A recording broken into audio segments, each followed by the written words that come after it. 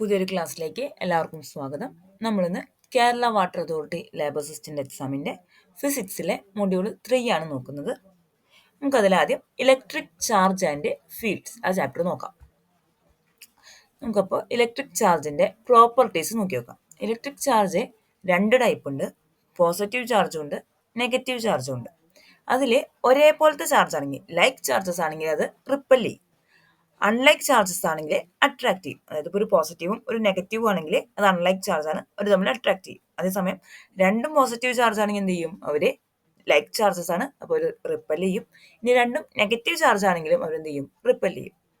അടുത്തൊരു പ്രോപ്പർട്ടിയാണ് quantisation of charge എന്ന് പറയുന്നത്. നമുക്ക് ചാർജിനെ ക്യൂവിനെ റെപ്രസെന്റ് ചെയ്യുകയാണെങ്കിൽ Q equal to plus or minus N E, അതാണ് ക്വാണ്ടൈസേഷൻ ഓഫ് ചാർജ് എന്ന് പറയുന്നത്. ഇതിൽ ഇ എന്ന് പറയുന്നത് ഇലക്ട്രോണിന്റെ ചാർജ് ആണ്. അതിന്റെ വാല്യൂ വരുന്നത് ഈസിക്കൽ ടു 1.6 ഇൻറ്റു 10⁻⁻19 കൂളോം ആണ്. എൻ എന്ന് പറയുന്നത് ഇൻറ്റീജർ വാല്യൂസ് 1, 2, 3 അങ്ങനെ ഇൻറ്റീജർ വാല്യൂസ് ആണ്. അങ്ങനെയാണെങ്കിൽ അവിടുത്തെ ടോട്ടൽ ചാർജ് അല്ലെങ്കിൽ ക്യൂ എന്ന് പറയുന്നത് എന്തായിരിക്കും, plus or minus N E ആയിരിക്കും. ഇനി ഇതേപോലെ 1 കൂളോം ചാർജിൽ എത്ര ഇലക്ട്രോൺ ഉണ്ട്, അങ്ങനെ ഒരു ചോദ്യം വരാം. അതിൻ്റെ ആൻസർ വരുന്നത് 6.25 ഇൻറ്റു 10⁻18 ആണ്. ഒരു കൂളോമിലെ 6.25 ഇൻറ്റു 10⁻18 ഇലക്ട്രോൺസ് ഉണ്ടായിരിക്കും. നമുക്കത് കണ്ടുപിടിക്കാൻ ക്യൂവിൻ്റെ പ്ലേസിൽ 1 ഇട്ട് കൊടുക്കുക. കൂളോം ചാർജ് അല്ലേ, അവിടെ 1 കൊടുക്കുക. ഇലക്ട്രോണിൻ്റെ ചാർജ് നമുക്കറിയാലോ 1.6 ഇൻറ്റു 10⁻⁻19 ആണ്. വാല്യൂ സബ്സ്റ്റിറ്റ്യൂട്ട് ചെയ്യുമ്പോൾ N equal to Q by E എന്ന് വരും. 1 ഡിവൈഡഡ് ബൈ 1.6 ഇൻറ്റു 10⁻⁻19 ചെയ്യുമ്പോൾ നമുക്ക് 6.25 ഇൻറ്റു 10⁻18. അപ്പോൾ ഒരു കൂളോമിൽ 6.25 ഇൻറ്റു 10⁻18 ഇലക്ട്രോൺസ് ഉണ്ട്. അടുത്ത ചാർജിന്റെ ഒരു പ്രോപ്പർട്ടിയാണ് ചാർജ് കൺസർവ്ഡ് ആണ്. അതായത് നമ്മുടെ ഒരു ഐസൊലേറ്റഡ് സിസ്റ്റത്തിലെ ടോട്ടൽ ചാർജ് എന്ന് പറയുന്നത് എപ്പോഴും കോൺസ്റ്റന്റ് ആയിരിക്കും. അടുത്ത പ്രോപ്പർട്ടിയാണ് അഡിറ്റിവിറ്റി ഓഫ് ചാർജസ്. അതായത് ഇപ്പോൾ ഒരു ഇതിലെ Q1, Q2, Q3 അങ്ങനെ കുറെ ചാർജസ് ഉണ്ടെന്ന് വിചാരിക്കും. അങ്ങനെയാണെങ്കിൽ അവിടുത്തെ ടോട്ടൽ ചാർജ് എന്ന് പറയുന്നത് ഈ എല്ലാ ചാർജിന്റെയും സം ആയിരിക്കും. Q1 plus Q2 plus Q3 plus അതിന്റെ ഓൾജിബ്രിക് സം ആയിരിക്കും അവിടുത്തെ ടോട്ടൽ ചാർജ് എന്ന് പറയുന്നത്. പിന്നെ ചാർജ് ഒരു സ്കേലാർ ക്വാണ്ടിറ്റി ആണ്. ഇത്രയാണ് ചാർജിന്റെ പ്രോപ്പർട്ടീസ് വരുന്നത്. അടുത്തത് കൂളോംസ് ലോ. രണ്ട് stationary point charges Q1 and Q2 R ഡിസ്റ്റൻസിൽ സെപ്പറേറ്റ് ചെയ്തിരിക്കുകയാണ്. അങ്ങനെയാണെങ്കിൽ അവയ്ക്കിടയിൽ ഉണ്ടാകുന്ന ഫോഴ്സ് എന്ന് പറയുന്നത് ഈ ചാർജുകളുടെ പ്രൊഡക്റ്റിന് ഡയറക്ട്ലി പ്രൊപ്പോർഷണൽ ആയിരിക്കും. അതായത് directly proportional to Q1 and Q2. അതേപോലെ ഈ സെപ്പറേറ്റ് ചെയ്ത ഡിസ്റ്റൻസ് ആറില്ലേ, അതിന്റെ സ്ക്വയറിന് ഇൻവേഴ്സ്ലി പ്രൊപ്പോർഷണൽ ആയിരിക്കും. അപ്പോൾ 2 point charges separated by R distance ആണെങ്കിൽ അവിടെ ഉണ്ടാകുന്ന ഫോഴ്സ് എന്ന് പറയുന്നത് directly proportional to Q1, Q2 divided by R square. നമുക്ക് അവിടുത്തെ പ്രൊപ്പോർഷണാലിറ്റി മാറ്റിയിട്ട് ഈക്വൽ ടു എഴുതുമ്പോൾ എന്ത് കിട്ടും, F is equal to 1/4πε0 Q1, Q2 by R square. ഈ ε0 എന്ന് പറയുന്നതാണ് അവിടുത്തെ permittivity of the free space. അതിന്റെ value 8.854 into 10⁻⁻12 coulomb square per newton metre square ആണ്. ഇനി നമ്മൾ ഈ ചാർജസ് ഒരു ഫ്രീ സ്പേസിൽ വെക്കുന്നതിന് പകരം ഒരു മീഡിയത്തിലാണ് വെച്ചത് എന്ന് വിചാരിക്കും. ഫ്രീ സ്പേസിൽ വയ്ക്കുമ്പോഴത്തെ കേസാണ് നമ്മൾ F is equal to 1/4πε0 Q1, Q2 divided by R square എന്ന്. ഇനി അതൊരു മീഡിയത്തിലാണെന്നുണ്ടെങ്കിൽ എന്ത് വരും, F is equal to 1/4πε0 into ഒരു എപ്സിലോൺ ആർ എന്നുള്ളത് കൂടി വരും, into Q1, Q2 by R square. Epsilon R എന്ന് പറയുന്നത് മീഡിയത്തിന്റെ റിലേറ്റീവ് പെർമിറ്റിവിറ്റി ആണ്. ഇനി 1/4πε0 അതിന്റെ മൊത്തത്തിൽ നമുക്കറിയാം ε0ന്റെ വാല്യൂ എന്ന് പറയുന്നത് 8.854 ഇൻറ്റു 10⁻⁻12 ആണ്. ബാക്കിയുള്ളതൊക്കെ ആയിട്ട് കോൺസ്റ്റന്റ് ആണ്. സോ നമുക്ക് ആ വാല്യൂസ് സബ്സ്റ്റിറ്റ്യൂട്ട് ചെയ്യുമ്പോൾ 1/4πε0 എന്നുള്ളത് ഡയറക്റ്റ് എത്ര കിട്ടും, 9 ഇൻറ്റു 10⁻9 എന്ന് കിട്ടും. നമുക്ക് ഇതിന് പകരം 9 ഇൻറ്റു 10⁻9, നമുക്ക് പ്രോബ്ലംസ് ഒക്കെ വരുന്ന സമയത്ത് കാൽക്കുലേഷൻ ഈസി ആക്കാൻ വേണ്ടിയിട്ട് ഈ 1/4πε0 എന്ന് സബ്സ്റ്റിറ്റ്യൂട്ട് ചെയ്യുന്നതിന് പകരം 9 ഇൻറ്റു 10⁻9 എന്ന് ഡയറക്റ്റ്ലി കൊടുക്കാം. ഇതിലെ Q1ഉം Q2ഉം 1 കൂളോം വീതാണെന്ന് വിചാരിക്കും. അതേപോലെ ആർ എന്ന് പറയുന്നത് 1 metre. Q1 1 coulomb, Q2 1 coulomb, R എന്ന് പറയുന്നത് 1 മീറ്റർ. അങ്ങനെയാണെങ്കിൽ എഫ് ഈക്വൽ ടു നിന്ന് കിട്ടും, എഫ് ഇസ് ഈക്വൽ ടു 1/4πε0. 1/4πε0 എത്രയാണെന്ന് നമ്മൾ പറഞ്ഞു, 9 ഇൻറ്റു 10⁻9 ആണ്. അപ്പോൾ എഫ് ഈക്വൽ ടു 9 ഇൻറ്റു 10⁻9 എന്ന് കിട്ടും. അതായത് നമ്മൾ രണ്ട് ചാർജസ് അതിൻ്റെ മാഗ്നിറ്റ്യൂഡ് ഈക്വൽ ആയിട്ടുള്ള രണ്ട് ചാർജസ് നമ്മൾ 1 മീറ്റർ ഡിസ്റ്റൻസിൽ വെച്ചിരിക്കുകയാണ്. അങ്ങനെയാണെങ്കിൽ അതിൽ എക്സ്പീരിയൻസ് ചെയ്യുന്ന ഫോഴ്സ് എന്ന് പറയുന്നത് 9 × 10⁻⁹ ന്യൂട്ടൺ ആണെന്നുണ്ടെങ്കിൽ നമ്മൾ അവിടെ വെച്ചിട്ടുള്ള ചാർജിനെയാണ് നമ്മൾ 1 കൂളോം എന്ന് ഡിഫൈൻ ചെയ്തിരിക്കുന്നത്. ഇനി സൂപ്പർ പൊസിഷൻ പ്രിൻസിപ്പിൾ. ഇനി നമ്മൾ ഒരു സർഫസിൽ കുറേ ചാർജസ് Q1 Q2 Q3 അങ്ങനെ കുറേ ചാർജസ് ഉണ്ടെന്ന് വിചാരിക്കും. അങ്ങനെയാണെങ്കിൽ ഈ Q1 ചാർജിന്റെ മീതെ ആക്ട് ചെയ്യുന്ന ഫോഴ്സ് എന്ന് പറയുന്നത് Q2 ചാർജ് കാരണമുള്ള ഫോഴ്സ്, Q3 ചാർജ് കാരണമുള്ള ഫോഴ്സ്, Q4 അങ്ങനെ ഓരോ ചാർജ് കാരണം ആ Q1ൽ ഉണ്ടാകുന്ന ഫോഴ്സിന്റെ ഒക്കെ വെക്റ്റർ സമ്മായിരിക്കും ആ Q1ൽ ആക്ട് ചെയ്യുന്ന നെറ്റ് ഫോഴ്സ് എന്ന് പറയുന്നത്. അപ്പോൾ നമുക്ക് Q1 ചാർജിൽ ആക്ട് ചെയ്യുന്ന ടോട്ടൽ ഫോഴ്സിനെ നമ്മൾ F ആയിട്ട് റെപ്രസെന്റ് ചെയ്യുകയാണെങ്കിൽ നമുക്ക് എന്ത് എഴുതാം? F12 plus F13 plus F14. ഇതിൻ്റെ ഒക്കെ വെക്റ്റർ സമ്മായിരിക്കും ആ Q1 ചാർജിൽ ആക്ട് ചെയ്യുന്ന ടോട്ടൽ ഫോഴ്സ്. നമുക്കറിയാം ഫോഴ്സ് കാണാൻ ഇക്വേഷൻ 1/4πε0 ആണ്. അങ്ങനെയാണെങ്കിൽ F is equal to 1/4πε0 Q1 Q2 R12 square. അതായത് Q1 ചാർജും Q2 ചാർജും തമ്മിലുള്ള ഡിസ്റ്റൻസിനെയാണ് നമ്മളവിടെ R12 റെപ്രസെന്റ് ചെയ്തിരിക്കുന്നത്. ഇൻറ്റു R12 ക്യാപ്പ്, അത് വെക്റ്റർക്ക് ആക്കാൻ വേണ്ടിയിട്ട്, plus Q1 Q3 divided by R13 square. R13 എന്ന് പറയുന്നത് Q1 ചാർജും Q3 ചാർജും തമ്മിലുള്ള ഡിസ്റ്റൻസ്. അങ്ങനെ പോകുന്നു. ഇനി ഇലക്ട്രിക് ഫീൽഡ്, അതായത് ഒരു ചാർജിന് ചുറ്റുമുള്ള റീജിയണിനെയാണ് നമ്മൾ ഇലക്ട്രിക് ഫീൽഡ് എന്ന് പറയുന്നത്. അവിടുത്തെ പ്രത്യേകത എന്താണെന്ന് വെച്ചാൽ നമ്മളൊരു വേറൊരു ചാർജ് ആ റീജിയനിലേക്ക് കൊണ്ടുവരുന്ന സമയത്ത് അതിൽ ഇലക്ട്രോസ്റ്റാറ്റിക് ഫോഴ്സ് എക്സ്പീരിയൻസ് ചെയ്യണം. അപ്പോൾ ഒരു ചാർജിന് ചുറ്റും ഇലക്ട്രോസ്റ്റാറ്റിക് ഫോഴ്സ് എക്സ്പീരിയൻസ് ചെയ്യുന്ന ആ റീജിയണിനെയാണ് ഇലക്ട്രിക് ഫീൽഡ് എന്ന് പറയുന്നത്. ഇലക്ട്രിക് ഫീൽഡ് ഇൻറ്റൻസിറ്റി എന്ന് പറയുന്നത് യൂണിറ്റ് പോസിറ്റീവ് ചാർജിൽ എക്സ്പീരിയൻസ് ചെയ്യുന്ന ഫോഴ്സിനെയാണ് ഇലക്ട്രിക് ഫീൽഡ് ഇൻറ്റൻസിറ്റി എന്ന് പറയുന്നത്. അതായത് നമ്മളൊരു ചാർജ് ഉണ്ട്, അതിൻ്റെ അടുത്തേക്ക് നമ്മൾ +1 കൂളോം ചാർജുള്ള ഒരു ചാർജിനെ കൊണ്ടുവരികയാണ്. അങ്ങനെയാണെങ്കിൽ ഈ +1 കൂളോം ചാർജ് ഉള്ളതിൽ എക്സ്പീരിയൻസ് ചെയ്യുന്ന ഫോഴ്സിനെയാണ് നമ്മൾ ഇലക്ട്രിക് ഫീൽഡ് ഇൻറ്റൻസിറ്റി എന്ന് പറയുന്നത്. ഇതിൻ്റെ യൂണിറ്റ് എന്ന് പറയുന്നത് Newton/Coulomb. ഇത് കാണാനുള്ള ഇക്വേഷനാണ് E is equal to limit Δq tends to 0 F/Δq, അല്ലെങ്കിൽ electric field equal to simply F/Q എന്നും പറയാറുണ്ട്. യൂണിറ്റ് പറയുന്നത് Newton/Coulomb അല്ലെങ്കിൽ Volt/meter, രണ്ടും സെയിം യൂണിറ്റ് തന്നെയാണ്. ഇതൊരു വെക്റ്റർ ക്വാണ്ടിറ്റിയാണ്. ഇനി അടുത്തതാണ് ഗോസസ് ലോ. Q എന്ന് പറയുന്ന ഒരു ചാർജ് ഒരു ക്ലോസ്ഡ് സർഫസിൻ്റെ ഉള്ളിൽ എൻക്ലോസ്ഡ് ആണ്.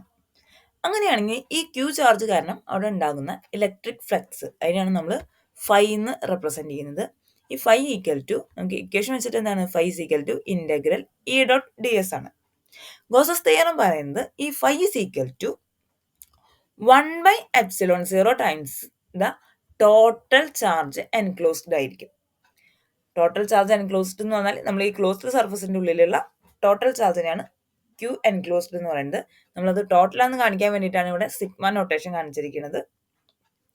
അതിൻ്റെ 1/ε0 ടൈംസ് ആയിരിക്കും അവിടുത്തെ ടോട്ടൽ ഫ്ലക്സ് എന്ന് പറയുന്നത്. അപ്പോൾ ഗോസസ് ലോന്റെ സ്റ്റേറ്റ്മെന്റ് ഇതാണ്: the total electric flux over a closed surface in free space is equal to 1/ε0 times the net charge enclosed by it. ഇതിൻ്റെ പ്രൂഫ് ഉണ്ട്. പ്രൂഫ് എക്സാം പോയിന്റ് ഓഫ് വ്യൂവിൽ അത്ര ഇമ്പോർട്ടൻ്റ് അല്ല. Phi is equal to 1/ε0 Q enclosed, അതാണ് നമ്മളതിൽ മെയിനായിട്ട് നോക്കേണ്ട equation. ഇനി ഗോസസ് ലോന്റെ കുറച്ച് അപ്ലിക്കേഷൻസ് ആണ്. ഇൻഫിനിറ്റ്ലി ലോങ് ആയിട്ടുള്ള ഒരു യൂണിഫോംലി ചാർജ്ഡ് സ്ട്രെയിറ്റ് വയറിന്റെ ഇലക്ട്രിക് ഫീൽഡ് കാണാൻ നമുക്ക് എന്ത് ചെയ്യാം, ഈ ഗോസസ് ലോ യൂസ് ചെയ്യാം. അപ്പോൾ നമുക്കറിയാം ഫൈ ഈക്വൽ ടു 1/ε0 Q ആണ്.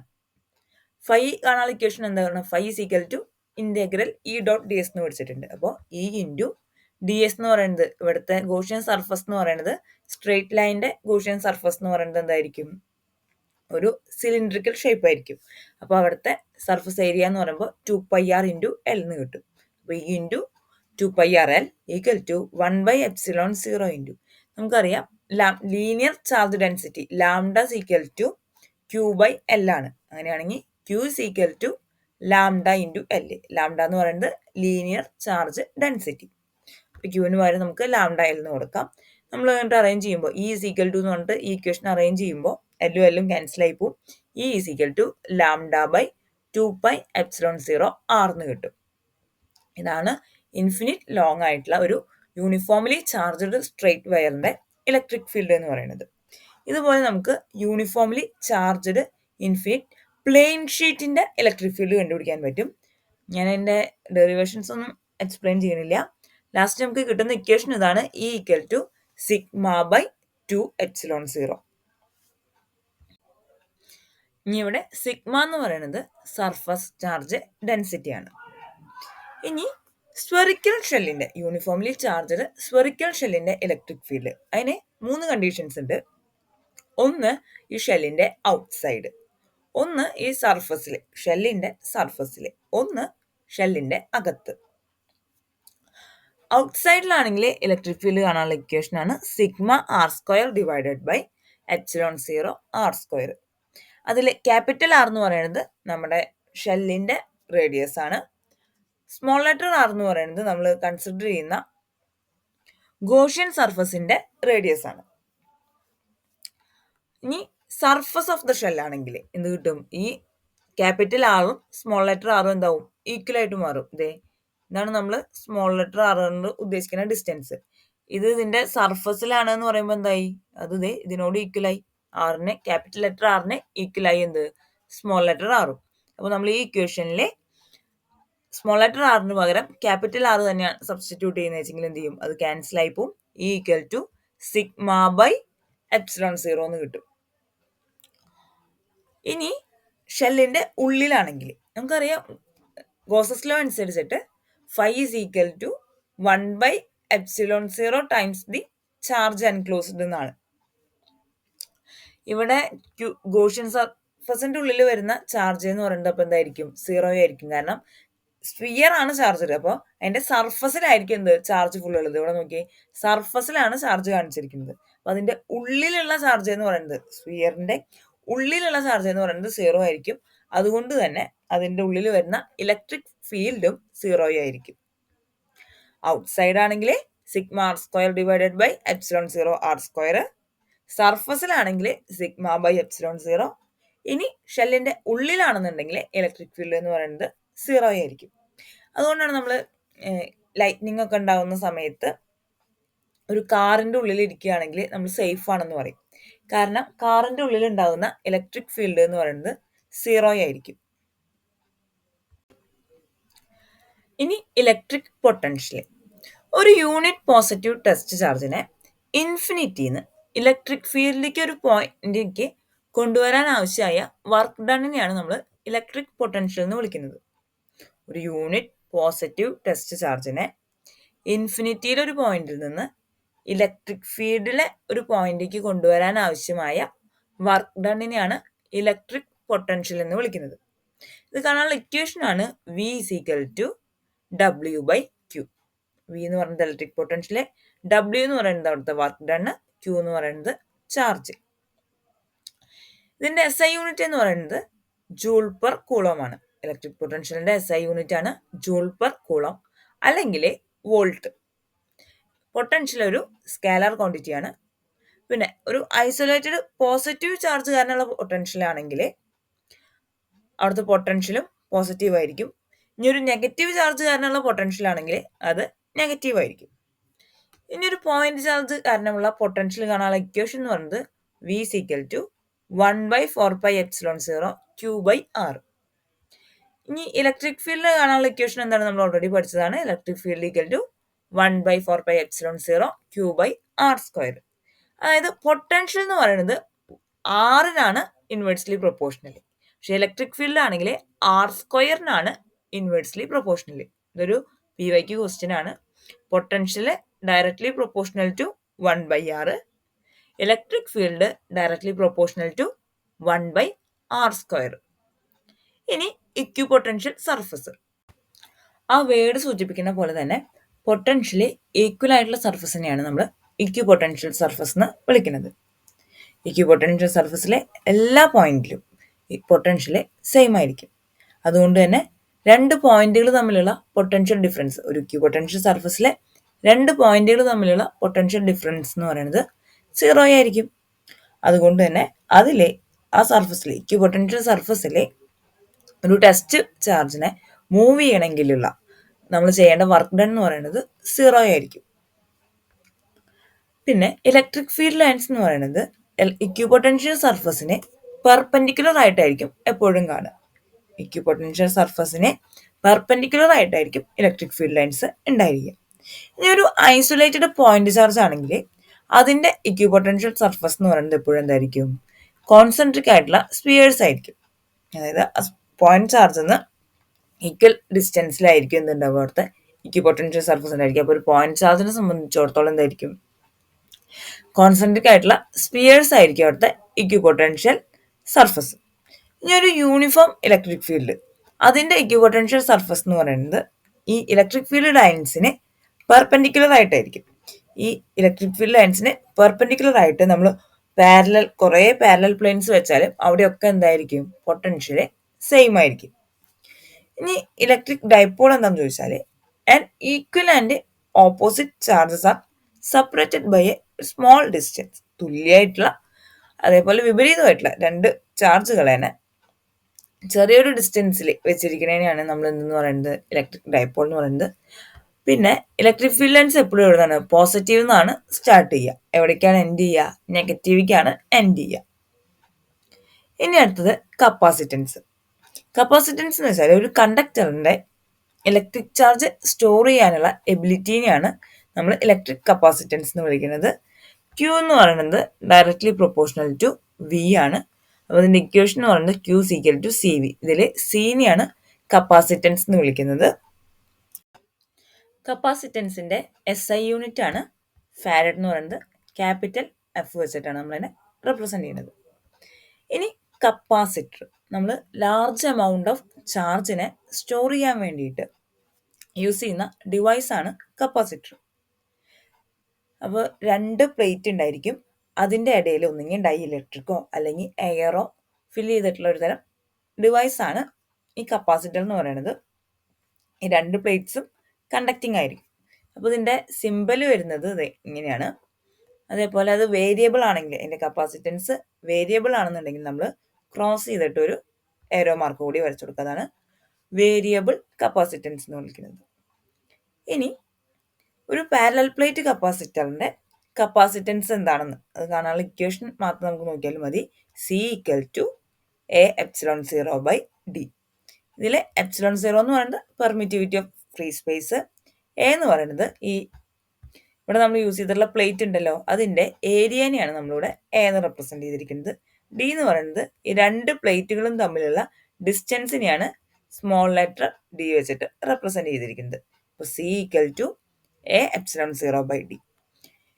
ഇതിൽ നമുക്ക് വാല്യൂസ് തന്നിട്ട് AD DD ഒക്കെ വാല്യൂസ് തന്നിട്ട് നമുക്ക് കപ്പാസിറ്റൻസ് കണ്ടുപിടിക്കുന്ന തരത്തിലുള്ള പ്രോബ്ലംസ് ഉണ്ടാവാറുണ്ട്. ഒരു പാരലൽ പ്ലേറ്റ് കപ്പാസിറ്ററിന്റെ കപ്പാസിറ്റൻസ് ഇൻക്രീസ് ചെയ്യണമെങ്കിൽ നമുക്ക് എന്ത് ചെയ്താൽ മതി? ഒന്നെങ്കിൽ A ഇൻക്രീസ് ചെയ്യാം, അല്ലെങ്കിൽ D ഡിക്രീസ് ചെയ്യാം. അതും അല്ലെങ്കിൽ നമ്മൾ എന്ത് ചെയ്താൽ മതി? അവിടേക്ക് ഒരു ഇതിപ്പോൾ ഈ രണ്ട് പ്ലേറ്റ്സിന്റെ ഇടയിൽ എയർ ആണ് ഫിൽ ചെയ്തിരിക്കുന്നത്. ഇനി അതല്ല, അതിന് പകരം നമ്മൾ അവിടേക്ക് ഒരു ഡൈ ഇലക്ട്രിക് മീഡിയം ഇൻട്രൊഡ്യൂസ് ചെയ്യുകയാണെന്നുണ്ടെങ്കിലും അതിന്റെ കപ്പാസിറ്റൻസ് ഇൻക്രീസ് ചെയ്യും. അപ്പോൾ ഡൈ ഇലക്ട്രിക് ഇൻട്രൊഡ്യൂസ് ചെയ്യാന്ന് പറഞ്ഞു. അപ്പോൾ എന്താണ് ഈ കപ്പാസിറ്റൻസിൽ അപ്പോൾ ഉണ്ടാകുന്ന വ്യത്യാസം നോക്കാം. നമുക്കറിയാം എയർ ആണെങ്കിൽ കപ്പാസിറ്റൻസ് കാണാനുള്ള ഇക്വേഷൻ എന്താണ്? C air equal to ε0 A/d ആണ്. ഇനി നമ്മൾ അതിൻ്റെ ഉള്ളിലേക്ക് ഒരു ഡൈ ഇലക്ട്രിക് മീഡിയം കൊണ്ടുവരുന്ന സമയത്ത് ഇക്വേഷൻ എന്താവും? ചെറുതായിട്ട് ചേഞ്ച് ആവും. ഡൈ ഇലക്ട്രിക് മീഡിയത്തിന്റെ ഡൈ ഇലക്ട്രിക് കോൺസ്റ്റന്റ് ആണ് നമ്മൾ K എന്ന് വിളിക്കുന്നത്. അങ്ങനെയാണെങ്കിൽ മീഡിയത്തിന്റെ കപ്പാസിറ്റൻസ് എന്ന് പറയുന്നത് K∁0 A/d എന്നാവും. ഇനി ഇത് രണ്ടും തമ്മിലുള്ള റിലേഷൻ എന്താണ്? C മീഡിയം ഈക്വൽ ടു ഈ K മാറ്റിക്കഴിഞ്ഞാൽ ബാക്കിയുള്ള സാധനം എന്ത് തന്നെയാണ്? എയർ ആയിട്ടുള്ളതിന്റെ കപ്പാസിറ്റൻസ് തന്നെയാണ്. അപ്പോൾ C medium equal to K into C air നമുക്ക് എഴുതാൻ പറ്റും. ഇതും നമുക്ക് പ്രോബ്ലം ആയിട്ട് കിട്ടാം. മീഡിയത്തിലുള്ളതിന്റെ കപ്പാസിറ്റൻസ് തരാം, എയറിലുള്ള കപ്പാസിറ്റൻസ് തരാം.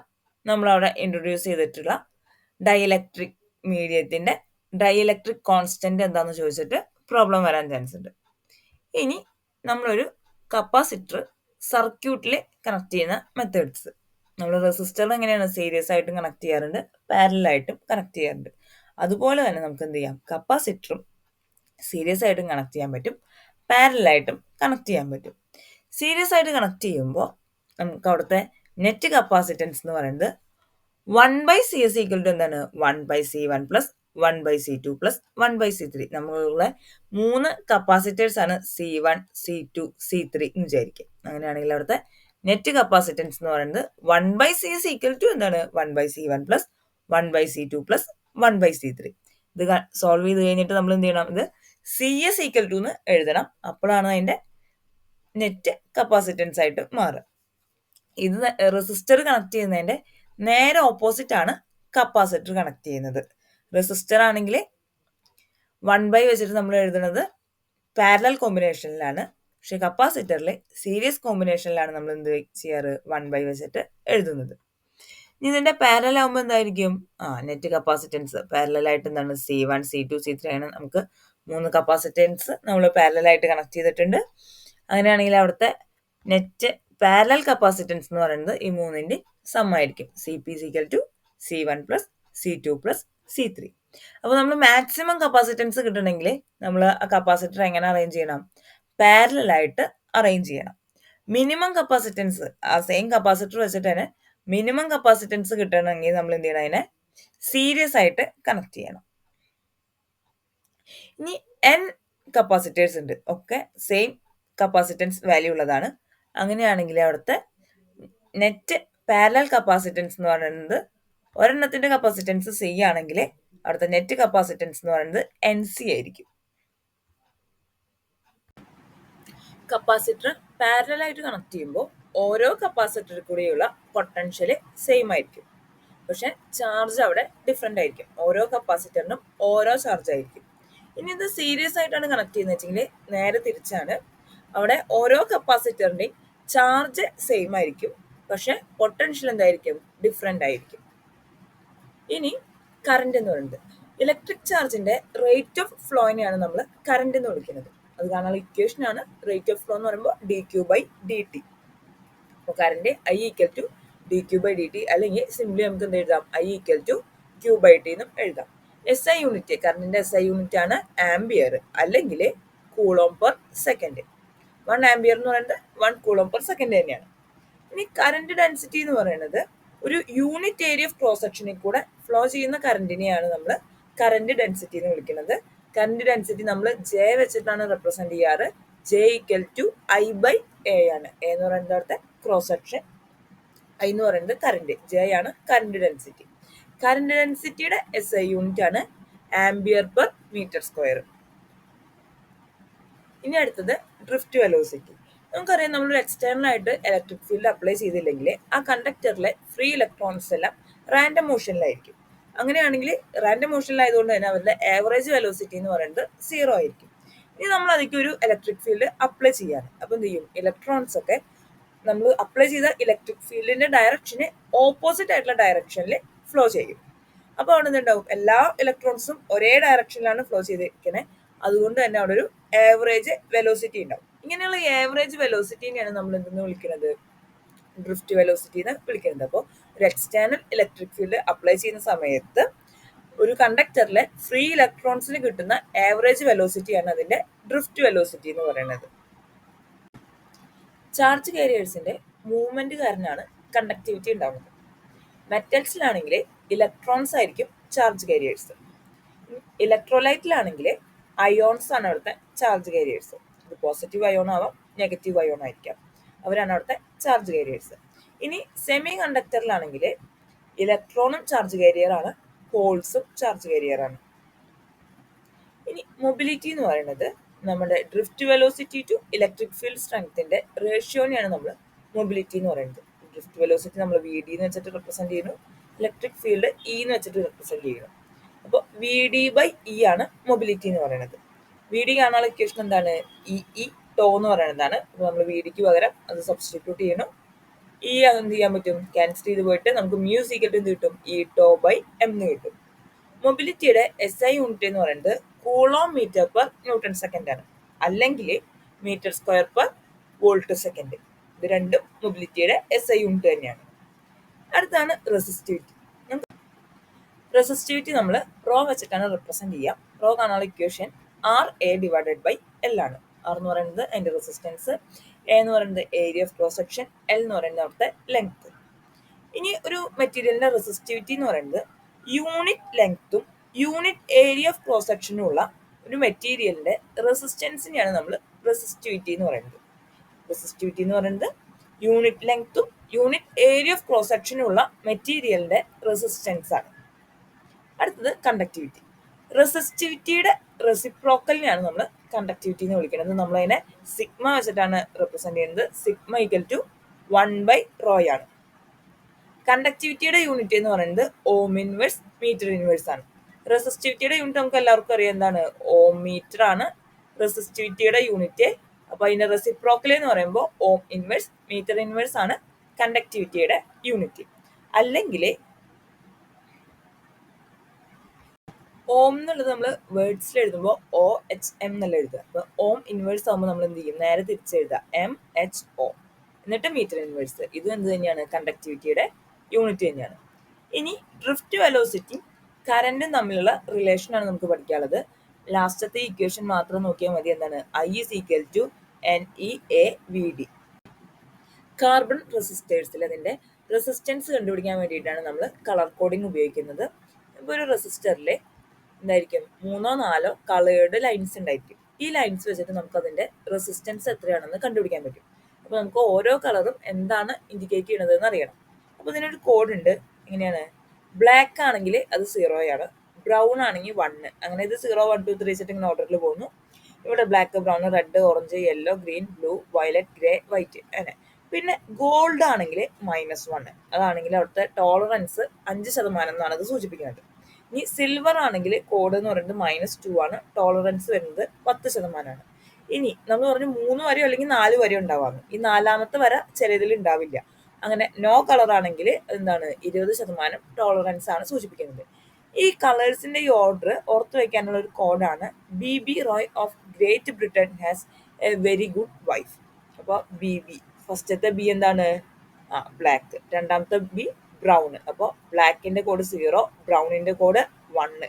പിന്നെ റോയിനുള്ള റെഡ്, ഓറഞ്ച്, യെല്ലോ. പിന്നെ ഗ്രേറ്റ് എന്നുള്ളത് G, അതെന്താണ്? ഗ്രീൻ ആണ്. ബ്രിട്ടൻ B എന്താണ്? ബ്ലൂ ആണ്.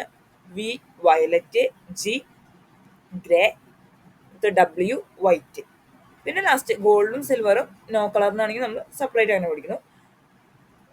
ഇനി ഇവിടെ നമുക്കൊരു റെസിസ്റ്റർ തന്നിട്ടുണ്ട്. എന്താണ്? Yellow, violet, red, gold. നിങ്ങൾക്കറിയാം യെല്ലോന്റെ കോഡ് എത്രയാണ്? യെല്ലോന്റെ കോഡ് 4 ആണ് അല്ലേ? യെല്ലോന്റെ കോഡ് 4 ആണ്. വയലറ്റിന്റെ കോഡ് 7 ആണ്. അപ്പോൾ നമ്മൾ എന്ത് ചെയ്യുക? ആ 2 വാല്യൂ, യെല്ലോന്റെ കോഡ് 4ഉം വയലറ്റിന്റെ കോഡ് 7ഉം നമ്മൾ ചേർത്ത് എഴുതുക. അടുത്തത് റെഡ് ആണ്. റെഡിന്റെ കോഡ് എഴുതുമ്പോൾ നമ്മൾ × 10 എന്ന് എഴുതിയതിന് ശേഷം അതിന്റെ പവർ ആയിട്ടാണ് പിന്നെ മൂന്നാമത് വരുന്ന കളർ എഴുതേണ്ടത്. അപ്പൊ ആദ്യത്തെ 2 കളേഴ്സിന്റെ വാല്യൂ അതേപോലെ എഴുതുക, × 10 എന്ന് എഴുതുക. എന്നിട്ട് അതിന്റെ പവർ ആയിട്ടാണ് മൂന്നാമത്തെ കളറിന്റെ കോഡ് എഴുതേണ്ടത്. റെഡിന്റെ കോഡ് എത്രയാണ്? 2 ആണ്. അപ്പോൾ 47 × 10 സ്ക്വയർ. പിന്നെ അടുത്തത് എന്താണ്? ഗോൾഡ് ആണ്. ഗോൾഡിന്റെ നമ്മൾ എത്രയാണ് ടോളറൻസ് പഠിച്ചത്? 5% എന്നാണ്. അപ്പോൾ ±5%. ഇനി ഇത് സിൽവർ ആയിരുന്നു വെച്ചെങ്കിലോ നമ്മൾ എന്ത് എഴുതും? ±10%. ഇനിയിപ്പോ ഇവിടെ ഈ 3 വരെയേ ഉള്ളൂ. 4ാമതൊരു കളർ ഉണ്ടായിരുന്നില്ല എങ്കിൽ നമ്മൾ എന്ത് എഴുതും? ±20%. അപ്പോൾ ആദ്യത്തെ 2 കളറിന്റെ വാല്യൂസ് അതേപോലെ എഴുതുക. യെല്ലോ ആയ കാരണം 4 എഴുതി, വയലറ്റ് ആയ കാരണം 7 എഴുതി, × 10 എന്ന് എഴുതുക. എന്നിട്ട് മൂന്നാമത് വന്ന കളറിന്റെ കോഡ് അതിന്റെ പവർ ആക്കിയിട്ട് എഴുതുക. ഗോൾഡ് ആണെങ്കിൽ പിന്നെ അതൊരു ±5% എന്ന് എഴുതുക. സിൽവർ ആണെങ്കിൽ ±10% എന്ന് എഴുതുക. നോ കളർ ആണെങ്കിൽ ±20% എന്ന് എഴുതുക. ഇതായിരിക്കും അതിന്റെ റെസിസ്റ്റൻസ് എന്ന് പറയുന്നത്. ഈ റെസിസ്റ്ററിന്റെ റെസിസ്റ്റൻസ് ഇതായിരിക്കും. നമ്മൾ അതിനെ യൂണിറ്റ് ഓം എഴുതി കൊടുക്കുക. അടുത്തതാണ് പൊട്ടൻഷ്യോമീറ്റർ. ഡിഫറൻസ് മെഷർ ചെയ്യുക അല്ലെങ്കിൽ പൊട്ടൻഷ്യൽ ഡിഫറൻസ് കമ്പയർ ചെയ്യാൻ വേണ്ടിയിട്ടാണ് നമ്മൾ പൊട്ടൻഷ്യോമീറ്റർ യൂസ് ചെയ്യുന്നത്. ഇതിൻ്റെ ഒരു മെയിൻ പാർട്ട് എന്ന് പറയുന്നത് 10 മീറ്റർ ലെങ്ത് ഉള്ള ഒരു കണ്ടക്റ്റിംഗ് വയറാണ്. നമ്മൾ എന്നിട്ട് ഈ കണ്ടക്ടിങ് വയറിൽ കൂടെയുള്ള സ്റ്റഡി കറണ്ട് ആക്കും. അതിൽ കൂടെ പാസ് ചെയ്യുന്ന കറണ്ട് സ്റ്റഡി ആക്കും. എങ്ങനെയാണെന്ന് വെച്ചാൽ ഇതിനോട് നമ്മളൊരു ഗാലനോമീറ്റർ കണക്ട് ചെയ്തിട്ടുണ്ടായിരിക്കും. ആ ഗാലനോമീറ്റർ റീഡിങ് 0 ആകുമ്പോഴാണ് നമ്മൾ അതിൽ കൂടെ സ്റ്റഡി കറണ്ടാണ് ഫ്ലോ ചെയ്യുക എന്ന് പറയുന്നത്. പൊട്ടൻഷ്യൽ ഡിഫറൻസ് എന്ന് പറയുന്നത് ആ വയറിൻ്റെ ലെങ്ത്തിന് പ്രൊപ്പോർഷണൽ ആയിരിക്കും. അതായത് ഈ പ്രൊപ്പോർഷണൽ ടു അവിടുത്തെ പൊട്ടൻഷ്യൽ ഡിഫറൻസ് ഇ ആണെങ്കിൽ ഇ എന്ന് പറയുന്നത് ഡയറക്റ്റ്ലി പ്രൊപ്പോർഷണൽ ടു അവിടുത്തെ ലെങ്ത് ആയിരിക്കും. ഇതാണ് ഈ പൊട്ടൻഷ്യൽ മീറ്ററിൻ്റെ പ്രിൻസിപ്പിളായിട്ട് വരുന്നത്. അടുത്തതാണ് Biot Savart law. Biot Savart law എന്ന് പറയുന്നത് D B proportional to ideal sine theta by R square. നമ്മുടെ കയ്യിൽ എൽ ലെങ്ത് ഉള്ളൊരു കണ്ടക്ടിങ് വയർ ഉണ്ട്. അതിലെ ഡി എൽ എലമെന്റ് കാരണം അവിടെ ഉണ്ടാകുന്ന മാഗ്നറ്റിക് ഫീൽഡിനെയാണ് നമ്മൾ ഡി ബി എന്ന് റെപ്രസെന്റ് ചെയ്യുന്നത്. അങ്ങനെയാണെങ്കിൽ D B is proportional to ideal sine theta by R square. നമ്മൾ ഈ പ്രൊപ്പോർഷണാലിറ്റി മാറ്റുമ്പോൾ എന്ത് വരും? D B equal to μ0 by 4π I D L sine theta by R square. ഈ μ0നെയാണ് നമ്മൾ പെർമിയബിലിറ്റി ഓഫ് ഫ്രീ സ്പേസ് എന്ന് പറയുന്നത്. നമ്മൾ കറണ്ടിൻ്റെ ചാർജ് പഠിച്ച സമയത്ത് നമ്മൾ പറഞ്ഞിരുന്നു ε0, അത് പെർമിറ്റിവിറ്റി ഓഫ് ഫ്രീ സ്പേസ് ആണ്. ഇത് μ0 പെർമിബിലിറ്റി ഓഫ് ഫ്രീ സ്പേസ് ആണ്. അതിൻ്റെ വാല്യൂ വരുന്നത് 4π × 10⁻⁻7 ടെസ്ല മീറ്റർ പെർ ആംപിയർ.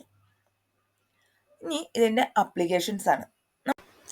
ഒരു കോൺസ്റ്റന്റ് കറണ്ട് പാസ് ചെയ്യുന്ന ഇൻഫിനിറ്റ്ലി ലോങ് ആയിട്ടുള്ള ഒരു വയറിൻ്റെ മാഗ്നറ്റിക് ഫീൽഡ് കണ്ടുപിടിക്കാൻ വേണ്ടിയിട്ട് നമുക്ക് ബയോട്ട് സവാർട്സ് ലോ യൂസ് ചെയ്യാം.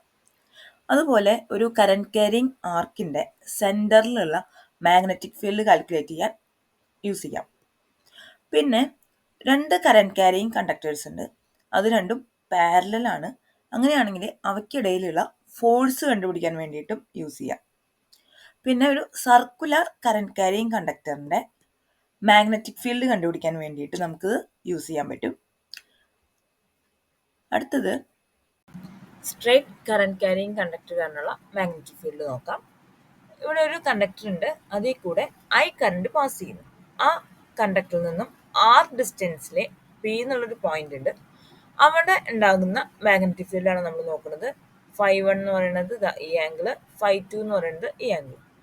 അപ്പോൾ ഇതിൻ്റെ മാഗ്നറ്റിക് ഫീൽഡ് പി എന്ന് പറയുന്ന പോയിന്റിലുള്ള അതിൻ്റെ മാഗ്നറ്റിക് ഫീൽഡ് എന്ന് പറയുന്നത് B equal to μ0 by 4π I by R into sine φ1 plus sine φ2 എന്നാണ്.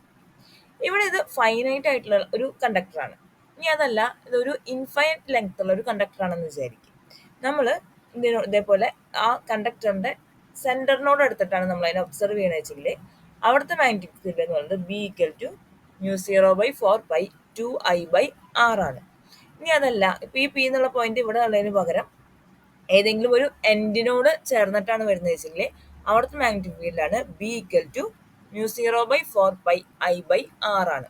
ഇൻഫിനിറ്റ് ലെങ്ത് ഉള്ള ഒരു കണ്ടക്ടറിന്റെ ഒബ്സർവേഷൻ പോയിന്റ് എന്ന് പറയുന്നത് ഏതെങ്കിലും ഒരു എൻഡിനോട് ചേർന്നിട്ടാണെങ്കിൽ അവിടുത്തെ മാഗ്നറ്റിക് ഫീൽഡ് കാണാനുള്ള ഇക്വേഷനാണ് B equal to μ0 by 4π I by R. Straight current carrying കണ്ടക്ടറിന്റെ മാഗ്നറ്റിക് ഫീൽഡ് ലൈൻസ് എന്ന് പറയുന്നത് എപ്പോഴും കോൺസെൻട്രിക് സർക്കിൾസ് ആയിരിക്കും. അതിൻ്റെ സെൻറ്ററിൽ കൂടി ആയിരിക്കും ഈ സ്ട്രേറ്റ് കറന്റ് ക്യാരിങ് കണ്ടക്ടർ ഉണ്ടായിരിക്കുക. അതിൻ്റെ ചുറ്റും കോൺസെൻട്രിക് സർക്കിൾസ് ആയിട്ടാണ് മാഗ്നറ്റിക് ഫീൽഡ് ലൈൻസ് ഉണ്ടാവുക. ഇതിൻ്റെ ഈ മാഗ്നറ്റിക് ഫീൽഡ് ലൈൻസിൻ്റെ ഡയറക്ഷൻ പറയാൻ വേണ്ടിയിട്ട് നമ്മൾ ഹെൽപ്പ് ചെയ്യുന്ന റൂളാണ് റൈറ്റ് ഹാൻഡ് തമ്പ് റൂൾ. നമ്മൾ തമ്പ് ഫിംഗർ കറന്റിന്റെ ഡയറക്ഷനിൽ വെക്കുകയാണെങ്കിൽ ബാക്കി ഫിംഗേഴ്സ് ഇൻഡിക്കേറ്റ് ചെയ്യുന്നതായിരിക്കും മാഗ്നറ്റിക് ഫീൽഡ് ലൈൻസിന്റെ ഡയറക്ഷൻ. അടുത്തത് ആംബിയർസ് സർക്യൂട്ടൽ ലോ. നമ്മൾ ഇലക്ട്രോസ്റ്റാറ്റിക്സിലെ ഗോസ്സ് ലോ പറഞ്ഞതിന് സിമിലർ ആണ് മാഗ്നറ്റോസ്റ്റാറ്റിക്സിലെ ആംബിയർസ് സർക്യൂട്ടൽ ലോ. അവിടെ 1/ε0 times the total charge enclosed എന്നായിരുന്നു. ഇവിടെ μ0 times the total current enclosed by the path എന്നാണ്. അതെന്തിന് ഈക്വലാണ്? Line integral of magnetic field over a closed path. Closed integral B dot D L is equal to μ0 I എന്നുള്ളതാണ് അതിൻ്റെ equation വരുന്നത്. Ampere's circuital law വളരെ important ആയിട്ടുള്ള ഒരു law ആണ്. ഇതിൻ്റെ അപ്ലിക്കേഷൻ എന്ന് വെച്ചാൽ നമുക്ക് ഇൻഫിനിറ്റ്ലി ലോങ് കണ്ടക്ടിങ് വയറിൻ്റെ മാഗ്നറ്റിക് ഫീൽഡ് കണ്ടുപിടിക്കാം, സോളിനോയിഡിൻ്റെ മാഗ്നറ്റിക് ഫീൽഡ് കണ്ടുപിടിക്കാം, ടൊറോയിഡ് കാരണമുള്ള മാഗ്നറ്റിക് ഫീൽഡ് കണ്ടുപിടിക്കാം. ഇതിനൊക്കെ നമുക്ക് ഈ ലോ ഹെൽപ്ഫുൾ ആണ്.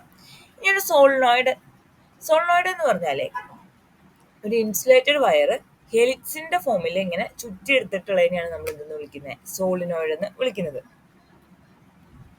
ആ സോളിനോയിഡിൽ കൂടെ കറണ്ട് പാസ് ചെയ്യുന്ന സമയത്ത് അതെന്തായിട്ട് ആക്ട് ചെയ്യും, അതൊരു ബാർ മാഗ്നറ്റ് പോലെ ആക്ട് ചെയ്യും. ഇനി ഒരു ലോങ് സോളിനോയിഡ് ആണെങ്കിൽ അതിൻ്റെ ഔട്ട്സൈഡിലുള്ള ഫീൽഡ് എന്ന് പറയുന്നത് ഏകദേശം 0 ആയിരിക്കും. ഇൻസൈഡിലുള്ളതാണെങ്കിലോ അത് അതിൻ്റെ ആക്സിസിന് പാരലൽ ആയിരിക്കും. ഇനി ഒരു എൻഡിലെ കറണ്ട് എന്ന് പറയുന്നത് ആന്റി ക്ലോക്ക് വൈസ് ഡയറക്ഷനിലാണെങ്കിൽ അത് നോർത്ത് പോൾ ആയിരിക്കും. ഇനി അത് കറണ്ട് ക്ലോക്ക് വൈസ് ഡയറക്ഷൻ ആണെന്ന് വിചാരിക്കും, അങ്ങനെയാണെങ്കിൽ അത് സൗത്ത് പോൾ ആയിരിക്കും. ഇത് നോക്കാൻ എളുപ്പം എന്ന് വെച്ചാൽ ഇപ്പോൾ നമ്മൾ നോർത്ത് എന്നല്ലേ കാണിക്കുക, അത് ജസ്റ്റ് വളച്ച് കാണിക്കുകയാണെങ്കിൽ എന്താണ് ഇങ്ങനെ വരില്ലേ, നമ്മൾ ആരോ മാർക്ക് ഇട്ട് കൊടുക്കുകയാണെങ്കിൽ നോർത്ത് പോളുള്ളത് എന്താണ് ആന്റി ക്ലോക്ക് വൈസ്. നമ്മൾ നോർത്ത് നിന്ന് എന്ന് എഴുതിയിട്ട് ജസ്റ്റ് അതിനെ രണ്ട് ആന്റിക്കും ആരോ ഇട്ട് കൊടുക്കുകയാണെങ്കിൽ നമുക്കത് ഏതാ ഷേപ്പ് എന്ന് മനസ്സിലാവും, ആന്റി ക്ലോക്ക് വൈസ് ആണ്. ഇനി നമ്മൾ എസ് എഴുതിയിട്ട് സൗത്ത് പോളിലാണെങ്കിലും നമ്മൾ രണ്ട് സൈഡിലേക്ക് ആരോ ഇട്ട് കൊടുക്കുമ്പോൾ ഏത് ഡയറക്ഷനിലാണ് വരുന്നത്, ക്ലോക്ക് വൈസ് ഡയറക്ഷനിലാണ് വരുന്നത്. അപ്പോൾ സൗത്ത് ക്ലോക്ക് വൈസ് ഡയറക്ഷനിലാണെങ്കിൽ അത് സൗത്ത് പോളും ആന്റി ക്ലോക്ക് വൈസ് ഡയറക്ഷനിലാണെങ്കിൽ അത് നോർത്ത് പോളും ആയിരിക്കും. ജസ്റ്റ് ആ സിമ്പിൾ എഴുതിയാൽ തന്നെ അതിന്റെ ഡയറക്ഷൻ കണ്ടുപിടിക്കാൻ പറ്റും. ഇനി ഈ സോളിനോയിഡിന്റെ ഉള്ളിലെ ഏതൊരു പോയിന്റ് എടുത്താലും അവിടുത്തെ മാഗ്നറ്റിക് ഫീൽഡ് എന്ന് പറയുന്നത് B = μ0 ആണ്.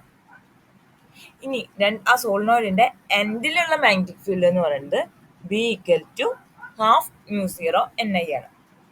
അപ്പോൾ ഇൻസൈഡ് ആണെങ്കിൽ B = μ0 രണ്ട് എൻഡിലും ആണെങ്കിൽ ½ μ0 ഇനി ഔട്ട്സൈഡ് ആണെങ്കിലോ അത് നിയർലി 0 ആയിരിക്കും. ഇനി അടുത്തത് ടൊറോയിഡ്. നമ്മൾ സോളിനോയിഡ് പറഞ്ഞു എന്താണ്, ഒരു ഇൻസുലേറ്റഡ് കണ്ടക്ടിങ് വയർ എലിപ്സ് ഷേപ്പിൽ ചുറ്റിയെടുത്തതാണെന്ന്.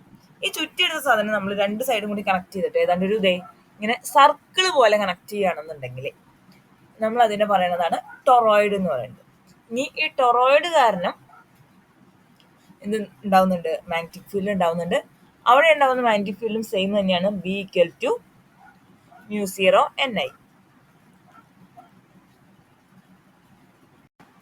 സ്മോൾ ലെറ്റർ എന്ന് പറയുന്നത് total number of turns per unit length ആണ്. ഇവിടെ ടോട്ടൽ നമ്പർ ഓഫ് ടേൺസ് എന്ന് പറയുന്നത് ക്യാപിറ്റൽ N ആണ്.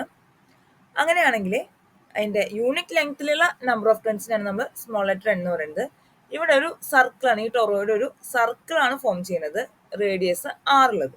അങ്ങനെയാണെങ്കിൽ അവിടുത്തെ ലെങ്ത് എന്ന് പറയുന്നത് 2πr ആയിരിക്കും. ആ സർക്കിളിന്റെ പെരിമീറ്റർ ആയിരിക്കും അവിടെ ലെങ്ത് ആയിട്ട് വരിക. അപ്പോൾ number of turns per unit length എന്ന് പറയുന്നത് ക്യാപിറ്റൽ N / 2πr എന്നായിരിക്കും. ഇനി ഒരു ഓപ്പൺ സ്പേസ് അല്ലെങ്കിൽ ഈ ടൊറോയിഡിന് പുറത്തുള്ള സ്ഥലത്തെ മാഗ്നറ്റിക് ഫീൽഡ് എന്ന് പറയുന്നത് എന്തായിരിക്കും, 0 ആയിരിക്കും. സോളിനോയിഡിൽ പറഞ്ഞ പോലെ തന്നെ ടൊറോയിഡിലും പുറത്തുള്ള മാഗ്നറ്റിക് ഫീൽഡ് എന്ന് പറയുന്നത് 0 ആയിരിക്കും.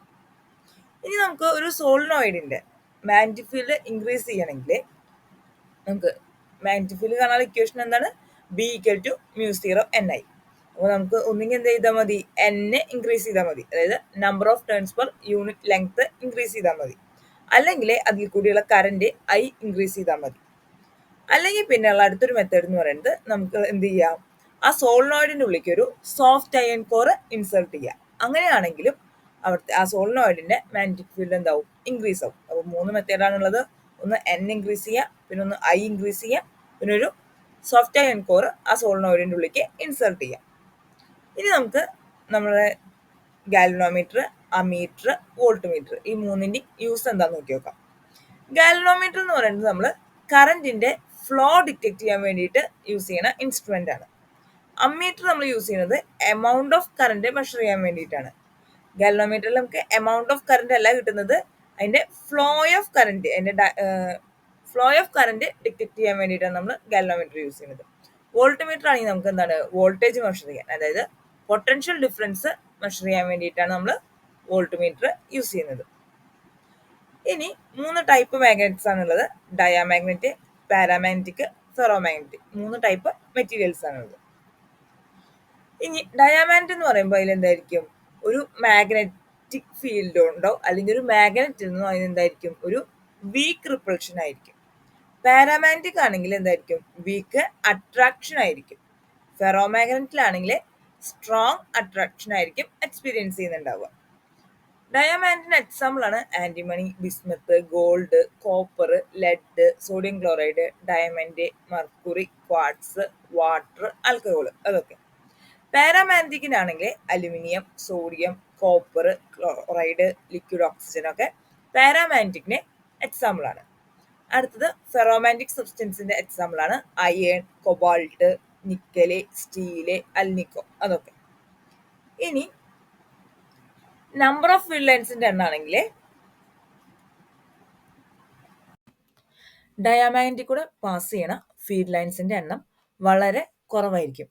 ഡയാമാഗ്നറ്റ് ഇതിനെ റിപ്പൽ ചെയ്യാണ് ചെയ്യുക. പാരാമാഗ്നറ്റിക് സബ്സ്റ്റൻസിലാണെങ്കിൽ ഡയാമാഗ്നറ്റിനെക്കാട്ടി കൂടുതൽ ഫീൽഡ് ലൈൻസ് അതിൽ കൂടെ പാസ് ചെയ്യും. അതുകൊണ്ട് തന്നെ അത് ഫീൽഡ് ലൈൻസ് കോൺസെൻട്രേറ്റഡ് ആണ്.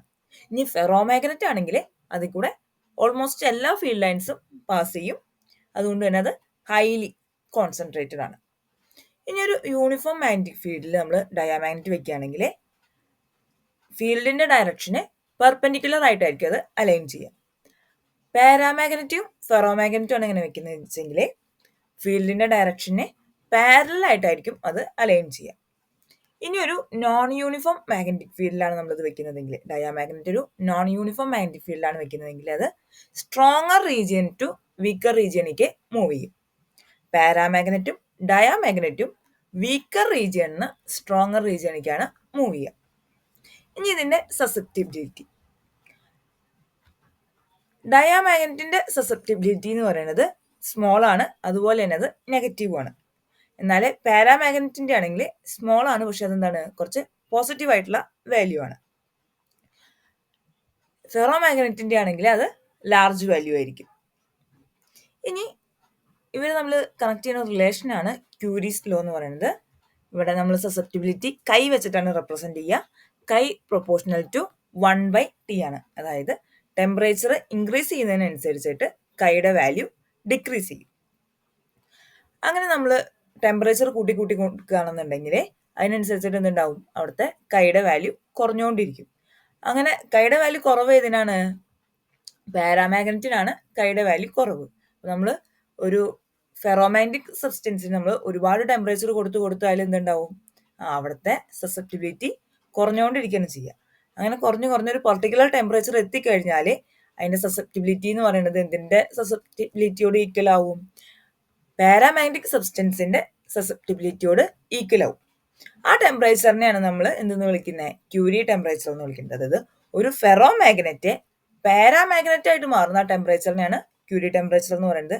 അല്ലെങ്കിൽ നമുക്ക് തിരിച്ച് ക്യൂരി ടെമ്പറേച്ചറിനെ ഡിഫൈൻ ചെയ്യുകയാണെങ്കിൽ ഫെറോമാഗ്നറ്റ് പാരാമാഗ്നറ്റിക് ആയി മാറുന്ന ആ ടെമ്പറേച്ചറിനെയാണ് നമ്മൾ ക്യൂരി ടെമ്പറേച്ചർ എന്ന് വിളിക്കുന്നത്. നമ്മളിവിടെ എന്ത് ചെയ്യുന്നത്? ടെമ്പറേച്ചർ ഇൻക്രീസ് ചെയ്ത് കൊണ്ടുവരികയാണ് ഇതിന്റെ ഫെറോമാഗ്നറ്റിക് സബ്സ്റ്റൻസിന്റെ ടെമ്പറേച്ചർ ഇൻക്രീസ് ചെയ്ത് കൊണ്ടുവരുന്നതിനനുസരിച്ച് അതിന്റെ സസെപ്റ്റിബിലിറ്റി കുറഞ്ഞുകൊണ്ടിരിക്കും. അങ്ങനെ കുറഞ്ഞ് ഈ ടെമ്പറേച്ചറിന് ഒരു പർട്ടിക്കുലർ വാല്യൂ എത്തുന്ന സമയത്ത് അത് എന്തായിട്ട് മാറിയിട്ടുണ്ടാവും? പാരാമാഗ്നറ്റ് ആയിട്ട് മാറിയിട്ടുണ്ടായി. ഇനി റിലേറ്റീവ് പെർമിറ്റിവിറ്റി. അതിൽ ഡയാമാഗ്നറ്റിന്റെ റിലേറ്റീവ് പെർമിയബിലിറ്റി എന്ന് പറയുന്നത് <1 ആയിരിക്കും. പാരാമാഗ്നറ്റിക്കിന്റെ ആണെങ്കിൽ <1 ആയിരിക്കും. ഫെറോമാഗ്നറ്റിന്റെ ആണെങ്കിൽ 1നേക്കാൾ ഒരുപാട് കൂടുതലായിരിക്കും. ഇനി നമ്മൾ ഇലക്ട്രോമാഗ്നറ്റ് ഉണ്ടാക്കാനും പെർമനന്റ് മാഗ്നറ്റ് ഉണ്ടാക്കാനും വേണ്ടി യൂസ് ചെയ്യുന്നത് ഫെറോമാഗ്നറ്റ്സ് ആണ്. ഇനി ഇലക്ട്രോമാഗ്നറ്റ് ഉണ്ടാക്കാൻ വേണ്ട ഇതിന്റെ പ്രോപ്പർട്ടീസ് എന്ന് പറയുന്നത് അതിന് ലോ റിട്ടൻറ്റിവിറ്റി ആയിരിക്കണം, ലോ കോർസിവിറ്റി ആയിരിക്കണം. അതേപോലെ ഹിസ്റ്ററിസ് ലൂപ്പ് എന്ന് പറയുന്നതിന്റെ ഏരിയ വളരെ സ്മോൾ ആയിരിക്കണം. പിന്നെ ഹൈ പെർമിയബിലിറ്റി ആയിരിക്കണം. ഇത്രയും പ്രോപ്പർട്ടീസ് ഉള്ള സബ്സ്റ്റൻസ് ആണ് നമ്മൾ എന്തുണ്ടാക്കാൻ യൂസ് ചെയ്യുന്നത്? ഇലക്ട്രോമാഗ്നറ്റ് ഉണ്ടാക്കാൻ വേണ്ടിയിട്ട് യൂസ് ചെയ്യുന്നത്. നമുക്ക് അതിനൊരു എക്സാമ്പിൾ ആണ് സോഫ്റ്റ് അയൺ. ഇനി പെർമനന്റ് മാഗ്നറ്റ് ആണെങ്കിൽ അവിടുത്തെ റിട്ടൻറ്റിവിറ്റി കോർസിവിറ്റി ഹൈ ആയിരിക്കണം. അതേപോലെ ഹിസ്റ്ററിസ് ലൂപ്പിന്റെ ഏരിയ എന്ന് പറയുന്നത് ലാർജ് ആയിരിക്കണം, ഹൈ പെർമിയബിലിറ്റി ആയിരിക്കണം. അത് രണ്ടിനും കോമൺ ആണ്. ഇലക്ട്രോമാഗ്നറ്റ് ഉണ്ടാക്കാനായാലും പെർമനന്റ് മാഗ്നറ്റ് ഉണ്ടാക്കാനായാലും പെർമിയബിലിറ്റി എന്ന് പറയുന്നത് ഹൈ ആയിരിക്കണം. പെർമനന്റ് മാഗ്നറ്റ് ഉണ്ടാക്കാൻ നമ്മൾ യൂസ് ചെയ്യുന്ന സബ്സ്റ്റൻസുകളാണ് സ്റ്റീല്, അൽനിക്കോ, കൊബാൾട്ട്, സ്റ്റീല് അതൊക്കെ. ഇനി നമുക്ക് മാഗ്നറ്റിക് ഫീൽഡ് ലൈൻസ് എന്താ നോക്കാം. നമുക്കറിയാം ഒരു മാഗ്നറ്റിന്റെ അല്ലെങ്കിൽ ഒരു കറന്റ് ക്യാരിയിങ് കണ്ടക്ടറിന്റെ ചുറ്റും മാഗ്നറ്റിക് ഫോഴ്സ് എക്സ്പീരിയൻസ് ചെയ്യുന്ന ഒരു റീജിയനെയാണ് നമ്മൾ മാഗ്നറ്റിക് ഫീൽഡ് എന്ന് വിളിക്കുന്നത്. ഈ മാഗ്നറ്റിക് ഫീൽഡിന്റെ ഡയറക്ഷൻ എന്ന് പറയുന്നത് അല്ലെങ്കിൽ അതിന്റെ ഷേപ്പ് എന്ന് പറയുന്നത് കർവ് ആയിരിക്കും. ആ കർവിലെ ഓരോ പോയിന്റിലും ഉള്ളതിന്റെ ടാൻജന്റ് ആയിരിക്കും അതിന്റെ ഡയറക്ഷൻ നമുക്ക് തരുന്നത്. മാഗ്നറ്റിക് ഫീൽഡിന്റെ ഡയറക്ഷൻ കിട്ടുക ആ കർവിന്റെ ടാൻജന്റ് എടുക്കുമ്പോഴാണ്. ഇനി ഒരു ബാർ മാഗ്നറ്റ്, നമ്മളത് ഒരു ബാർ മാഗ്നറ്റ് കൺസിഡർ ചെയ്യാണ്. ഈ ബാർ മാഗ്നറ്റിലെ മാഗ്നറ്റിക് ഫീൽഡിന്റെ ഡയറക്ഷൻ എന്ന് പറയുന്നത് എപ്പോഴും നോർത്ത് ടു സൗത്ത് ആയിരിക്കും. ഇങ്ങനെ കുറേ ഫീൽഡ് ലൈൻസ് ഉണ്ടായിരിക്കും, ഞാൻ അവിടെ മുഴുവൻ വരയ്ക്കണില്ല. അപ്പോൾ നോർത്ത് ടു സൗത്ത് ആയിരിക്കും മാഗ്നറ്റിക് ഫീൽഡിന്റെ ഡയറക്ഷൻ എന്ന് പറയുന്നത്. ഇതിന്റെ ഉള്ളിലാണെങ്കിലേ സൗത്ത് ടു നോർത്ത് ആയിരിക്കും മാഗ്നറ്റിക് ഫീൽഡിന്റെ ഡയറക്ഷൻ. ഔട്ട്സൈഡിലെ നോർത്ത് ടു സൗത്ത് ആണെങ്കിൽ ബാർ മാഗ്നറ്റിന്റെ ഉള്ളിൽ അത് സൗത്ത് ടു നോർത്ത് ആണ്. അതായത് ഈ മാഗ്നറ്റിക് ഫീൽഡ് ലൈൻസ് എന്ന് പറയുന്നത് എന്താണ്? ക്ലോസ്ഡ് ആണ്. നമ്മുടെ ഇലക്ട്രിക് ലൈൻ ഓഫ് ഫോഴ്സ് എന്ന് പറയുന്നത് എന്താണ്? ക്ലോസ്ഡ് അല്ല. നമ്മളൊരു പോസിറ്റീവ് ചാർജിൽ നിന്ന് സ്റ്റാർട്ട് ചെയ്തിട്ട് നെഗറ്റീവ് ചാർജിലേക്ക് എൻഡ് ചെയ്യാണ് ചെയ്യുന്നത്. പക്ഷേ മാഗ്നറ്റിക് ഫീൽഡ് ലൈൻസ് എന്ന് പറയുന്നത് ക്ലോസ്ഡ് ആണ്. അപ്പോൾ മാഗ്നറ്റിക് ഫീൽഡ് ലൈൻസിന്റെ പ്രോപ്പർട്ടീസ് നോക്കാം. അതിന്റെ ഫസ്റ്റ് പ്രോപ്പർട്ടി എന്ന് പറയുന്നത് എന്ത് തന്നെയാണ്? ഈ മാഗ്നറ്റിക് ഫീൽഡ് ലൈൻസ് എന്ന് പറയുന്നത് ക്ലോസ്ഡ് ആയിരിക്കും. പിന്നെ ഈ കർവിന്റെ ഏതെങ്കിലും ഒരു പോയിന്റുള്ള ടാൻജന്റ് ആയിരിക്കും എന്ത്? ആ മാഗ്നറ്റിക് ഫീൽഡ് ലൈൻസിന്റെ ഡയറക്ഷൻ നമുക്ക് തരുന്നത്. അതുപോലെ യൂണിഫോം മാഗ്നറ്റിക് ഫീൽഡ് ആണെന്നുണ്ടെങ്കിൽ അവിടുത്തെ ഫീൽഡ് ലൈൻസ് എന്ന് പറയുന്നത് എന്തായിരിക്കും? പാരലൽ ആയിട്ടായിരിക്കും ഉണ്ടായിരിക്കുക. നമുക്കൊരു യൂണിഫോം മാഗ്നറ്റിക് ഫീൽഡ് വരയ്ക്കാൻ ചെയ്താൽ മതി, പാരലൽ ലൈൻസ് വരച്ചാലേ മതി. ഇനി രണ്ട് ഫീൽഡ് ലൈൻസ് എന്തുണ്ടാവില്ല? ഒരിക്കലും ഇന്റർസെക്ട് ചെയ്യില്ല. അങ്ങനെ ഇന്റർസെക്ട് ചെയ്യാണെന്ന് പറയുകയാണെങ്കിൽ അതിന്റെ അർത്ഥം എന്ന് പറയുന്നത് അതിനെന്താണ്? ആ ഇന്റർസെക്ട് ചെയ്യുന്ന പോയിന്റിൽ അതിന് രണ്ട് ഡയറക്ഷൻ ഉണ്ടായിരിക്കും. ഒരിക്കലും ഒരു മാഗ്നറ്റിക് ഫീൽഡിന് രണ്ട് ഡയറക്ഷൻ പോസിബിൾ അല്ല. അതുകൊണ്ട് തന്നെ രണ്ട് മാഗ്നറ്റിക് ഫീൽഡ് ലൈൻസ് ഒരിക്കലും ഇന്റർസെക്ട് ചെയ്യില്ല. ഇനി ഒരു യൂണിറ്റ് ഏരിയയിൽ കൂടെ അതിന് നോർമൽ ആയിട്ട്, അതായത് അതിന് പെർപെൻഡിക്കുലർ ആയിട്ട് അതിൽ കൂടെ പാസ് ചെയ്യണ നമ്പർ ഓഫ് ഫീൽഡ് ലൈൻസിനെയാണ് നമ്മൾ മാഗ്നറ്റിക് ഫ്ലക്സ് ഡെൻസിറ്റി അല്ലെങ്കിൽ ഇന്റൻസിറ്റി ഓഫ് മാഗ്നറ്റിക് ഫീൽഡ് എന്ന് വിളിക്കുന്നത്. അടുത്തത് ഇലക്ട്രോമാഗ്നറ്റിക് ഇൻഡക്ഷൻ. ഇലക്ട്രിക് കറന്റിനെ മാഗ്നറ്റിക് ഫീൽഡ് പ്രൊഡ്യൂസ് ചെയ്യാൻ കഴിയുന്ന കണ്ടുപിടിച്ചത് ക്രിസ്റ്റ്യൻ ഈഴ്സ്റ്റഡ് ആണ്. മൈക്കൽ ഫാരഡേ ആണ് ഇലക്ട്രോമാഗ്നറ്റിക് ഇൻഡക്ഷന്റെ ലോ കണ്ടുപിടിച്ചത്. നമ്മളതിനെ ഫാരഡേസ് ലോ എന്ന് വിളിക്കുന്നു. ഒരു കണ്ടക്ടറായിട്ട് ബന്ധപ്പെട്ടിട്ടുള്ള മാഗ്നറ്റിക് ഫ്ലക്സ് ചേഞ്ച് ചെയ്യുകയാണെങ്കിൽ ആ സർക്യൂട്ടിൽ അല്ലെങ്കിൽ ആ കണ്ടക്ടറിൽ ഒരു EMF ഇൻഡ്യൂസ് ചെയ്യും. ഈ മാഗ്നറ്റിക് ഫ്ലക്സിലെ ചേഞ്ച് എത്ര നേരം കണ്ടിന്യൂ ചെയ്യുന്നുണ്ടോ അത്രയും നേരമായിരിക്കും ഈ ഇൻഡ്യൂസ്ഡ് EMFും ലാസ്റ്റ് ചെയ്യുന്നുണ്ടായിരിക്കുക. ഇനി ഇൻഡ്യൂസ്ഡ് EMFിന്റെ മാഗ്നിറ്റ്യൂഡ് എന്ന് പറയുന്നത് ഈ മാഗ്നറ്റിക് ഫ്ലക്സിന്റെ റേറ്റ് ഓഫ് ചേഞ്ചിന് ഈക്വൽ ആയിരിക്കും. അതായത് d∅ എന്നുള്ളതാണ് അവിടുത്തെ ചേഞ്ച് ഇൻ മാഗ്നറ്റിക് ഫ്ലക്സ് എങ്കിൽ അവിടുത്തെ ഇൻഡ്യൂസ്ഡ് EMF നമുക്ക് എപ്സിലോൺ എന്ന് ഡിനോട്ട് ചെയ്യാം. എപ്സിലോൺ ഈക്വൽ ടു d∅/dt ആയിരിക്കും. ഇനി ലെൻസസ് ലോ ആണ് ഇതിന്റെ ഡയറക്ഷൻ തരുന്നത്. ലെൻസസ് ലോ അനുസരിച്ചിട്ട് ഈ ഇൻഡ്യൂസ്ഡ് EMF എന്ന് പറയുന്നത് അതിൽ ഓൾറെഡി ഉള്ള വോൾട്ടേജിനെ ഓപ്പോസിറ്റ് ഡയറക്ഷൻ ആയിരിക്കും. അതായത് ഒരു മൈനസ് സൈനും കൂടി അവിടെ ഉണ്ടായിരിക്കും. ഫാരഡേസ് ലോ ഇൻഡ്യൂസ്ഡ് EMFിന്റെ മാഗ്നിറ്റ്യൂഡ് ആണ് തരുന്നത്. ലെൻസസ് ലോ ആണ് അതിന്റെ ഡയറക്ഷൻ തരുന്നത്. ഇനി എഡ്ഡി കറന്റ്. ഒരു ചേഞ്ചിങ് മാഗ്നറ്റിക് ഫീൽഡിൽ നമ്മളൊരു മെറ്റൽ ഷീറ്റ് വെക്കുകയാണ്. അങ്ങനെയാണെങ്കിൽ അവിടുത്തെ മാഗ്നറ്റിക് ഫ്ലക്സ് ചേഞ്ച് ആവും, ഒരു ഇൻഡ്യൂസ്ഡ് EMF ഉണ്ടാവും അല്ലെ. മാഗ്നറ്റിക് ഫ്ലക്സ് ചേഞ്ച് ചെയ്യുകയാണെങ്കിൽ ഇലക്ട്രോമാഗ്നറ്റിക് ഇൻഡക്ഷൻ അനുസരിച്ച് അവിടെ ഒരു ഇൻഡ്യൂസ്ഡ് EMF ഉണ്ടാവും. ഈ ഇൻഡ്യൂസ്ഡ് EMF കാരണം അവിടെ ഒരു ഇൻഡ്യൂസ്ഡ് കറന്റും ഉണ്ടാവും. ഇനി അതല്ല, നമ്മൾ മാഗ്നറ്റിക് ഫീൽഡിൽ ഈ മെറ്റൽ ഷീറ്റ് മൂവ് ചെയ്യണമെന്ന് വിചാരിക്കും. യൂണിഫോം മാഗ്നറ്റിക് ഫീൽഡിലെ മെറ്റൽ ഷീറ്റ് മൂവ് ചെയ്യുകയാണെങ്കിലും അവിടുത്തെ മാഗ്നറ്റിക് ഫ്ലക്സ് ചേഞ്ച് ആവും, ഇൻഡ്യൂസ്ഡ് EMF ഉണ്ടാവും, ഇൻഡ്യൂസ്ഡ് കറന്റ് ഉണ്ടാവും. ഇതൊക്കെ ഒരു ഷീറ്റിലായ കാരണം അവിടെ ഉണ്ടാവുന്ന ഇൻഡ്യൂസ്ഡ് കറന്റ് എന്ന് പറയുന്നത് സർക്കുലർ പാത്ത് ആയിരിക്കും അല്ലെങ്കിൽ ക്ലോസ്ഡ് പാത്ത് ആയിരിക്കും. ഈ കറന്റിനെയാണ് നമ്മൾ എഡ്ഡി കറന്റ് എന്ന് വിളിക്കുന്നത്. എഡ്ഡി കറന്റും നമ്മളുടെ അവിടുത്തെ കറന്റിന്റെ ഓപ്പോസിറ്റ് ഡയറക്ഷനിലായിരിക്കും ഉണ്ടായിരിക്കുക. അതുകൊണ്ട് തന്നെ നമുക്കിതൊരു അൺവാണ്ടഡ് കറന്റ് ആണെന്ന് പറയാം. അവിടെ ഹീറ്റ് ഫോം ചെയ്യും എഡ്ഡി കറന്റ് കാരണം. പക്ഷെ നമുക്ക് ചില ഇതിൽ നമ്മൾ എഡ്ഡി കറന്റിനെ യൂസ്ഫുൾ ആക്കിയിട്ട് മാറ്റുന്നുണ്ട്. അങ്ങനെ എഡ്ഡി കറന്റ് നമ്മൾ യൂസ്ഫുൾ ആക്കി മാറ്റുന്ന ചില ആപ്ലിക്കേഷൻസ് ആണ് ഡെഡ് വിക്ക് galvanometer, induction motors, induction furnace, speedometer, energy meter, induction brake. ഇവിടെയൊക്കെ നമ്മൾ ഈ എഡ്ഡി കറന്റ് ആണ് യൂസ്ഫുൾ ആയിട്ട് എടുക്കുന്നത്. അടുത്തതാണ് സെൽഫ് ഇൻഡക്ഷൻ. ഒരു സർക്യൂട്ടിലെ കറന്റ് ചേഞ്ച് ചെയ്യുമ്പോൾ ആ സെയിം സർക്യൂട്ടിൽ തന്നെ ഒരു EMF ഇൻഡ്യൂസ് ചെയ്യുന്ന ഫിനോമിനയാണ് നമ്മൾ സെൽഫ് ഇൻഡക്ഷൻ എന്ന് വിളിക്കുന്നത്. സെൽഫ് ഇൻഡക്ഷൻ കാരണം ഉണ്ടാകുന്ന ഇ എം എഫ് എന്ന് പറയുന്നത് അവിടെയുള്ള കറന്റിനെ ഗ്രോത്തിനെ ഓപ്പോസ് ചെയ്യാണ് ചെയ്യുന്നുണ്ടായിരിക്കുക. ഇനി ഒരു സോളിനോയിഡിൽ ഉണ്ടാകുന്ന സെൽഫ് ഇൻഡക്റ്റൻസ് എന്ന് പറയുന്നത് L equal to mu zero N square A L ആണ്.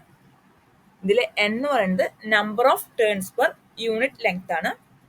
എ എന്ന് പറയുന്നത് അവിടുത്തെ ഏരിയ, എൽ എന്ന് പറയുന്നത് അതിന്റെ ലെങ്ത് ആണ്. അങ്ങനെയാണെങ്കിൽ അവിടുത്തെ inductance equal to mu zero N square A L. ഇനി A C generator. A C ജനറേറ്ററിന്റെ വർക്കിംഗ് പ്രിൻസിപ്പിൾ ആണ് ഇലക്ട്രോമാഗ്നറ്റിക് ഇൻഡക്ഷൻ. എ സി ജനറേറ്ററിന്റെ വർക്കിംഗ് പ്രിൻസിപ്പിൾ ആണ് ഇലക്ട്രോമാഗ്നറ്റിക് ഇൻഡക്ഷൻ. നമ്മൾ എ സി ജനറേറ്റർ എന്താണ് യൂസ് ചെയ്യുന്നത്? എ സി പ്രൊഡ്യൂസ് ചെയ്യാൻ വേണ്ടിയിട്ടാണ് യൂസ് ചെയ്യുന്നത്. അവിടെ ഉണ്ടാവുന്ന ഇൻഡ്യൂസ്ഡ് ഇ എം എഫ് കാണാനുള്ള ഇക്വേഷൻ ആണ് E is equal to NA B omega sine omega T എന്ന് പറയുന്നത്. ഇനി ഒരു എ സി ജനറേറ്ററിൽ ഒരു ആർമേച്ചർ കോയിൽ ഉണ്ടായിരിക്കും. ഈ ഭാഗത്തിനാണ് നമ്മൾ ആർമേച്ചർ കോയിൽ എന്ന് വിളിക്കുന്നത്. അതുപോലെ തന്നെ അതൊരു റോട്ടർ ഷിഫ്റ്റിന്റെ മീതെ ചുറ്റി വെച്ചിരിക്കുകയായിരിക്കും. ഈ കോയിലിൽ നമ്മൾ എന്ത് ചെയ്യും? ഈ കോയിൽ നമ്മൾ മെക്കാനിക്കലി ഇപ്പൊ എന്തെങ്കിലും പവർ ഉപയോഗിച്ചിട്ട് നമ്മൾ അതിനെ റൊട്ടേറ്റ് ചെയ്യുന്നുണ്ടായിരിക്കും. അതൊരു യൂണിഫോം മാഗ്നറ്റിക് ഫീൽഡ്, ഇവിടെ രണ്ട് മാഗ്നറ്റ്സിന്റെ നടുക്കാണിത് വെച്ചിരിക്കുന്നത്. അതിനൊരു യൂണിഫോം മാഗ്നറ്റിക് ഫീൽഡിൽ ഇരിക്കുന്ന ഇത് റൊട്ടേറ്റ് ചെയ്യുന്നതിന്റെ ഫലമായിട്ട് അവിടെ എന്ത് ചെയ്യും? അവിടുത്തെ മാഗ്നറ്റിക് ഫ്ലക്സ് ചേഞ്ച് ചെയ്യും. ആ കോയിലൊരു ഇ എം എഫ് ഇൻഡ്യൂസ് ചെയ്യും. ഈ കോയിലിന്റെ രണ്ട് എൻഡ്സും ഒരു എക്സ്റ്റേണൽ സർക്യൂട്ടായിട്ട് കണക്ട് ചെയ്തിട്ടുണ്ടായിരിക്കും. കണക്ട് ചെയ്യാൻ വേണ്ടിയിട്ട് നമ്മൾ യൂസ് ചെയ്യുന്നതാണ് സ്ലിപ്പ് റിങ്സും അതേപോലെ തന്നെ ബ്രഷസും. അതിനവിടെ ഉണ്ടാകുന്ന ഇൻഡ്യൂസ്ഡ് ഇ എം എഫ് എന്ന് പറയുന്നത് epsilon is equal to epsilon 0 sine omega T ആണ്. ഇനി ട്രാൻസ്ഫോമർ നമ്മൾ പവറിൽ ചേഞ്ച് വരാതെ വോൾട്ടേജിനെ ഇൻക്രീസ് ചെയ്യാനോ ഡിക്രീസ് ചെയ്യാനോ വേണ്ടിയിട്ട് യൂസ് ചെയ്യുന്നതാണ് ട്രാൻസ്ഫോമർ. ട്രാൻസ്ഫോമർ എ സിയിൽ മാത്രമേ വർക്ക് ചെയ്യുള്ളൂ. ട്രാൻസ്ഫോമറിന്റെ വർക്കിംഗ് പ്രിൻസിപ്പിൾ ആണ് മ്യൂച്വൽ ഇൻഡക്ഷൻ. ട്രാൻസ്ഫോമറിന്റെ വർക്കിംഗ് പ്രിൻസിപ്പിൾ ആണ് മ്യൂച്വൽ ഇൻഡക്ഷൻ. ട്രാൻസ്ഫോമറിന് എന്തുണ്ടായിരിക്കും? ഒരു പ്രൈമറി കോയിൽ ഉണ്ടായിരിക്കും, ഒരു സെക്കൻഡറി കോയിൽ ഉണ്ടായിരിക്കും. ഈ പ്രൈമറി കോയിലിലെ ചേഞ്ച് കാരണം സെക്കൻഡറി കോയിലായിരിക്കും ഒരു ഇ എം എഫ് ഇൻഡ്യൂസ് ചെയ്യുന്നുണ്ടായിരിക്കുക. അങ്ങനെയാണെങ്കിൽ ഇതിലത്തെ കുറച്ച് ഇമ്പോർട്ടൻറ്റ് ഇക്വേഷൻസ് ആണ്. V S by V P equal to N S by N P equal to I P by I S. V S എന്ന് പറയുന്നത് സെക്കൻഡറി വോൾട്ടേജ്, വി പി എന്ന് പറയുന്നത് primary voltage, N S എന്ന് പറയുന്നത് number of turns in secondary coil, N P എന്ന് പറയുന്നത് number of turns in primary coil, I P എന്ന് പറയുന്നത് primary current, I S secondary current. അപ്പോൾ V S, V P, N S, N P, I P, I S ഇതെല്ലാം എങ്ങനെ relate ചെയ്തിരിക്കുന്നു എന്നുള്ളതിന്റെ equation ആണ് V S by V P equal to N S by N P equal to I P by I S. ഇതിലിപ്പോ ഏതെങ്കിലും ഇപ്പൊ ഈ സെറ്റിലെ ഏതെങ്കിലും മൂന്നെണ്ണത്തിന്റെ വാല്യൂസ് നമുക്ക് തന്നിട്ട് നാലാമത്തത് കണ്ടുപിടിക്കാൻ പ്രോബ്ലം ആയിട്ട് ചോദിക്കാം. ഈ സെക്കൻഡറി ഇൻഡ്യൂസ്ഡ് ഇ എം എഫിനെയാണ് നമ്മൾ സെക്കൻഡറി വോൾട്ടേജ് എന്ന് വിളിക്കുന്നത്. അതേപോലെ പ്രൈമറി ഇൻഡ്യൂസ്ഡ് ഇ എം എഫിനെയാണ് പ്രൈമറി വോൾട്ടേജ് എന്ന് വിളിക്കുന്നത്. ഇനി ഒരു ഐഡിയൽ ട്രാൻസ്ഫോമർ ആണെങ്കിൽ അവിടുത്തെ പ്രൈമറി പവർ തന്നെയായിരിക്കും സെക്കൻഡറി പവർ, അല്ലെങ്കിൽ ഇൻപുട്ടിലെ പവർ ഔട്ട്പുട്ടിലെ പവറിനോട് ഈക്വൽ ആയിരിക്കും. പവർ ലോസ് ഇല്ല എന്നുള്ളതാണ് ഒരു ഐഡിയൽ ട്രാൻസ്ഫോമറിന്റെ കേസ്. ഇനി രണ്ട് ടൈപ്പ് ട്രാൻസ്ഫോമർ ഉണ്ട്. സ്റ്റെപ്പ് അപ്പ് ട്രാൻസ്ഫോമറും ഉണ്ട്, സ്റ്റെപ്പ് ഡൗൺ ട്രാൻസ്ഫോമറും ഉണ്ട്. നമ്മൾ പറഞ്ഞു വോൾട്ടേജ് ഇൻക്രീസ് ചെയ്യാനോ അല്ലെങ്കിൽ വോൾട്ടേജ് ഡിക്രീസ് ചെയ്യാനോ ആണ് നമ്മൾ ട്രാൻസ്ഫോമർ യൂസ് ചെയ്യുന്നത്. വോൾട്ടേജ് ഇൻക്രീസ് ചെയ്യാൻ വേണ്ടി യൂസ് ചെയ്യുന്ന ടൈപ്പ് ട്രാൻസ്ഫോമർ ആണ് step up transformer. Voltage decrease ചെയ്യാൻ വേണ്ടി നമ്മൾ യൂസ് ചെയ്യുന്നതാണ് സ്റ്റെപ്പ് ഡൗൺ ട്രാൻസ്ഫോമർ. അപ്പോൾ വോൾട്ടേജ് ഇൻക്രീസ് ചെയ്യാൻ സ്റ്റെപ്പ് അപ്പ് ട്രാൻസ്ഫോമർ ആണെങ്കിൽ സെക്കൻഡറി വോൾട്ടേജ് ആയിരിക്കും കൂടുതൽ. ഏതിനപേക്ഷിച്ച്? പ്രൈമറി വോൾട്ടേജിനെ അപേക്ഷിച്ച് സെക്കൻഡറി വോൾട്ടേജ് ആയിരിക്കും കൂടുതൽ. സെക്കൻഡറി വോൾട്ടേജ് എവിടെയാണോ കൂടുതൽ അവിടെ ആയിരിക്കും നമ്പർ ഓഫ് ടേൺസും കൂടുതൽ. അപ്പോൾ സെക്കൻഡറിയിലെ നമ്പർ ഓഫ് ടേൺസ് ആണ് പ്രൈമറിയിലെ നമ്പർ ഓഫ് ടേൺസിനെക്കാട്ടി കൂടുതലായിരിക്കാം. അങ്ങനെയാണെങ്കിൽ അതൊരു സ്റ്റെപ്പ് അപ്പ് ട്രാൻസ്ഫോമർ ആണ്. ഇനി ഇത് നേരെ തിരിച്ച് സെക്കൻഡറിയിലെ വോൾട്ടേജ് കുറവാണ് ഏതിനെ വെച്ച് നോക്കുമ്പോൾ, പ്രൈമറിയിലെ വോൾട്ടേജിനെ വെച്ച് നോക്കുമ്പോൾ സെക്കൻഡറിയിലേക്ക് എത്തുമ്പോൾ വോൾട്ടേജ് കുറയാണ് ചെയ്തെങ്കിൽ അതെന്താണ്? സ്റ്റെപ്പ് ഡൗൺ ട്രാൻസ്ഫോമർ ആണ്. സ്റ്റെപ്പ് ഡൗൺ ട്രാൻസ്ഫോമറിലെ എൻ പി ആയിരിക്കും എൻ എസിനെക്കാട്ടി ഗ്രേറ്റർ ആയി ഉണ്ടായിരിക്കുക. അതായത് പ്രൈമറിയിലെ നമ്പർ ഓഫ് ടേൺസ് ആയിരിക്കും സെക്കൻഡറിയിലെ നമ്പർ ഓഫ് ടേൺസിനെക്കാട്ടി കൂടുതലായിരിക്കും. ഇനി ഒരു ട്രാൻസ്ഫോമറിൽ എനർജി ലോസസ് നടക്കണമെന്നുണ്ടെങ്കിൽ ഫ്ലക്സ് ലീക്കേജ് ഉണ്ടായാൽ നടക്കും. അതേപോലെ വൈൻഡിങ്സിന്റെ റെസിസ്റ്റൻസ് കാരണം, എഡ്ഡി കറന്റ് കാരണം, ഹിസ്റ്ററിസിസ് കാരണം ഒക്കെ അവിടെ നിന്നുണ്ടാവാം എനർജി ലോസ് സംഭവിക്കാം. ഇനി വാട്ട്ലെസ് കറന്റ്, നമ്മളൊരു ഇൻഡക്ടറിൽ കൂടെയോ അല്ലെങ്കിൽ ഒരു കപ്പാസിറ്ററിൽ കൂടെയോ കറന്റ് പാസ് ചെയ്യാണ്. അപ്പോൾ ഒരു വർക്ക് നടക്കാൻ വേണ്ടിയിട്ട് പവർ ഒന്നും കൺസ്യൂം ചെയ്യുന്നില്ല എന്നുണ്ടെങ്കിൽ അത്തരം കറന്റിനെയാണ് നമ്മൾ വാട്ട്ലെസ് കറന്റ് എന്ന് വിളിക്കുന്നത്. ഇനി ക്വാളിറ്റി ഫാക്ടർ, ക്വാളിറ്റി ഫാക്ടറിനെ നമ്മൾ ക്യൂ ഫാക്ടർ എന്ന് വിളിക്കാറുണ്ട്. ക്യൂ ഫാക്ടർ എന്ന് പറയുന്നത് ഇൻഡക്റ്റീവ് റിയാക്റ്റൻസ് ടു റെസിസ്റ്റൻസ് തമ്മിലുള്ള റേഷ്യോ, അല്ലെങ്കിൽ കപ്പാസിറ്റി റിയാക്റ്റൻസ് ടു റെസിസ്റ്റൻസ് ഉള്ള റേഷ്യോ. ഇൻഡക്റ്റീവ് റിയാക്റ്റൻസ് ആണ് നമ്മൾ എൽ ഒമേഗ എന്ന് റെപ്രസെന്റ് ചെയ്യുന്നത്. അപ്പോൾ എൽ ഒമേഗ ബൈ ആർ എന്ന് പറഞ്ഞാൽ അത് ക്യൂ ഫാക്ടർ തന്നെയാണ്. ഇനി നമ്മൾ കപ്പാസിറ്റീവ് റിയാക്റ്റൻസിനെയാണ് 1/c ഒമേഗ എന്ന് എഴുതുന്നത്. കപ്പാസിറ്റീവ് റിയാക്റ്റൻസ് ആണ് 1/c ഒമേഗ.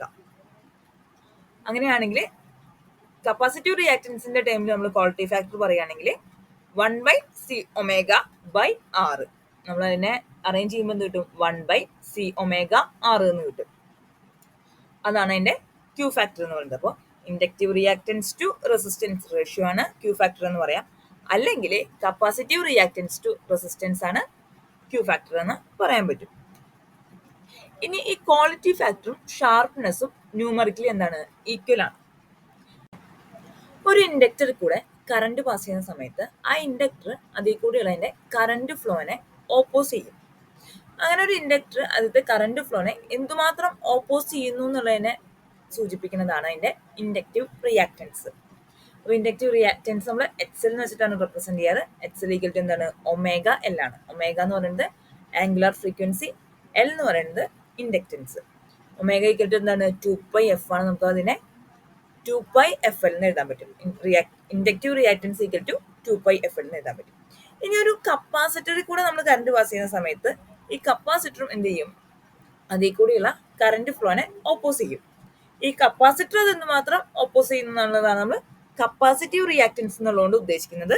അപ്പോൾ എക്സ് സി എന്ന് റെപ്രസെന്റ് ചെയ്യുകയാണെങ്കിൽ ഈക്വൽ ടു എന്താണ്? 1/ωc ആണ്. നമ്മൾ പറഞ്ഞു ഒമേഗ ഈക്വൽ ടു 2πf ആണ്. അങ്ങനെയാണെങ്കിൽ 1/2πfc എന്ന് എഴുതാൻ പറ്റും. ഇനി മാക്സ്വെൽസ് ഇക്വേഷൻ, ഇലക്ട്രോഡൈനാമിക്സിലെ വളരെ ബേസിക് ആയിട്ടുള്ള ഇക്വേഷൻസ് ആണിത്. Closed integral E dot D S equal to 1/ε0 times the total charge enclosed. നമ്മുടെ Gauss's law, Gauss's law in electrostatics എന്ന് പറയും. Closed integral E dot D S equal to 1/ε0 times the total charge enclosed. ഇനി closed integral B dot D S equal to 0, അതായത് മാഗ്നറ്റിക്സിലെ Gauss's law ആണെന്ന് പറയാം. Closed integral B dot D S is equal to 0.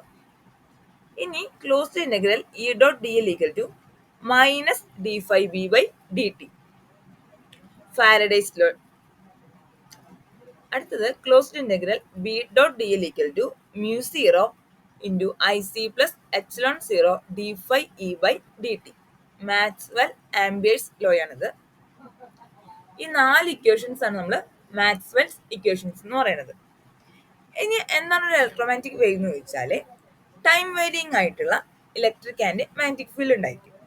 ഇത് രണ്ടും mutually perpendicular ആയിട്ടാണ് ഒരു മീഡിയത്തിൽ കൂടെ ട്രാവൽ ചെയ്യുന്നതെങ്കിൽ നമ്മൾ ആ വേവിനെയാണ് ഇലക്ട്രോമാഗ്നറ്റിക് വേവ് എന്ന് വിളിക്കുന്നത്. ഓസിലേറ്റിംഗ് ചാർജസ് ആണ് ഇലക്ട്രോമാഗ്നറ്റിക് വേവിനെ പ്രൊഡ്യൂസ് ചെയ്യുന്നത്. ഓസിലേറ്റിംഗ് ചാർജസ് ആണ് ഒരു ഇലക്ട്രോമാഗ്നറ്റിക് വേവിനെ പ്രൊഡ്യൂസ് ചെയ്യുന്നത്. ഇലക്ട്രോമാഗ്നറ്റിക് വേവ് എന്ന് പറയുന്നത് എന്തായിരിക്കും? ട്രാൻസ്വേഴ്സ് വേവ്സ് ആണ്. നമുക്കറിയാം ട്രാൻസ്വേഴ്സ് വേവ്സ് ഉണ്ട്, ലോഞ്ചിറ്റ്യൂഡിനൽ വേവ്സ് ഉണ്ട്. ഇലക്ട്രോമാഗ്നറ്റിക് വേവ് എന്ന് പറയുന്നത് ഒരു ട്രാൻസ്വേഴ്സ് വേവ്സ് ആണ്. ഇതിന് സഞ്ചരിക്കണമെങ്കിൽ മീഡിയം ആവശ്യമില്ല. ഇലക്ട്രോമാഗ്നറ്റിക് വേവ്സിന് മാക്സിമം വെലോസിറ്റി ഉണ്ടായിരിക്കുക ഫ്രീ സ്പേസിലായിരിക്കും. ഇതിന്റെ വെലോസിറ്റി എന്ന് പറയുന്നത് ലൈറ്റിന്റെ വെലോസിറ്റിയോട് ഈക്വൽ ആണ്. നമുക്കറിയാം ലൈറ്റിന്റെ സ്പീഡ് എന്ന് പറയുന്നത് 3 × 10⁸ m/s ആണ്. ഇനി അതിന്റെ ഇക്വേഷൻ ആണ് C ഈക്വൽ ടു 1/√μ0ε0. ഇതിൽ μ0ന്റെയും ε0ന്റെയും വാല്യൂ ഇട്ട് കൊടുക്കുമ്പോൾ നമുക്ക് എന്ത് കിട്ടും? Speed of light 3 × 10⁸ metre per second എന്ന് തന്നെ കിട്ടും. ഇത് ഈക്വൽ ടു ആണ് എന്ത്? E0/B0 എന്ന് പറയുന്നത്. Speed of light C equal to 1/√μ0ε0 equal to E0/B0. ഇനി ഒരു മീഡിയത്തിൽ കൂടിയാണ് ഈ എം വേവ് ട്രാവൽ ചെയ്യുന്നതെങ്കിൽ അവിടുത്തെ സ്പീഡ് എന്ന് പറയുന്നത് 1/√με ആയിരിക്കും. അതായത് മീഡിയത്തിന്റെ പെർമിറ്റിവിറ്റി ആയിരിക്കും അവിടെ നമ്മൾ എടുക്കേണ്ടത്. മ്യൂ ഈക്വൽ ടു എന്താണ്? μ0 × μr ആണ്. എപ്സിലോൺ ഈക്വൽ ടു ε0 ε r ആണ്. നമ്മൾ ആ വാല്യൂസ് സബ്സ്റ്റിറ്റ്യൂട്ട് ചെയ്യുമ്പോൾ നമുക്ക് കിട്ടും 1/√μ0 ε0 ×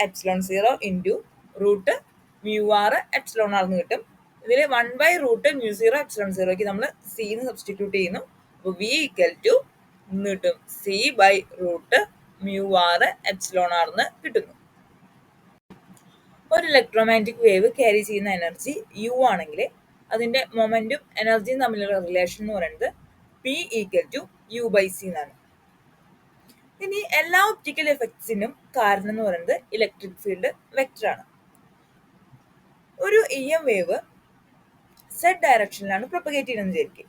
അതിന്റെ ഇലക്ട്രിക് ഫീൽഡ് എക്സ് ഡയറക്ഷനിലും മാഗ്നറ്റിക് ഫീൽഡ് Y ആക്സിസിലും ആണെങ്കിൽ ആ വേവ് പ്രൊപ്പഗേറ്റ് ചെയ്യുന്നത് സെഡ് ആക്സിസിലായിരിക്കും.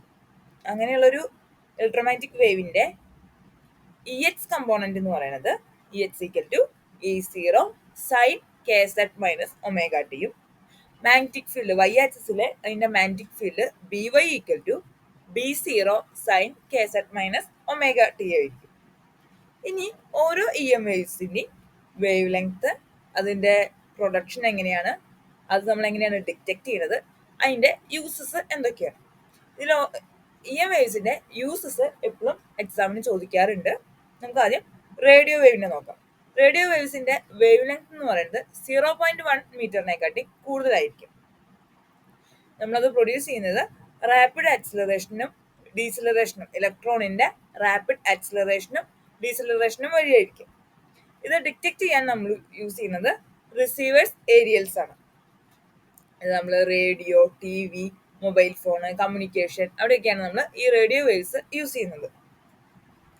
ഇനി മൈക്രോവേവ്, അതിന്റെ വേവ് ലെങ്ത് എന്ന് പറയുന്നത് 0.1 മീറ്റർ ടു 1 മില്ലിമീറ്റർ ആണ്.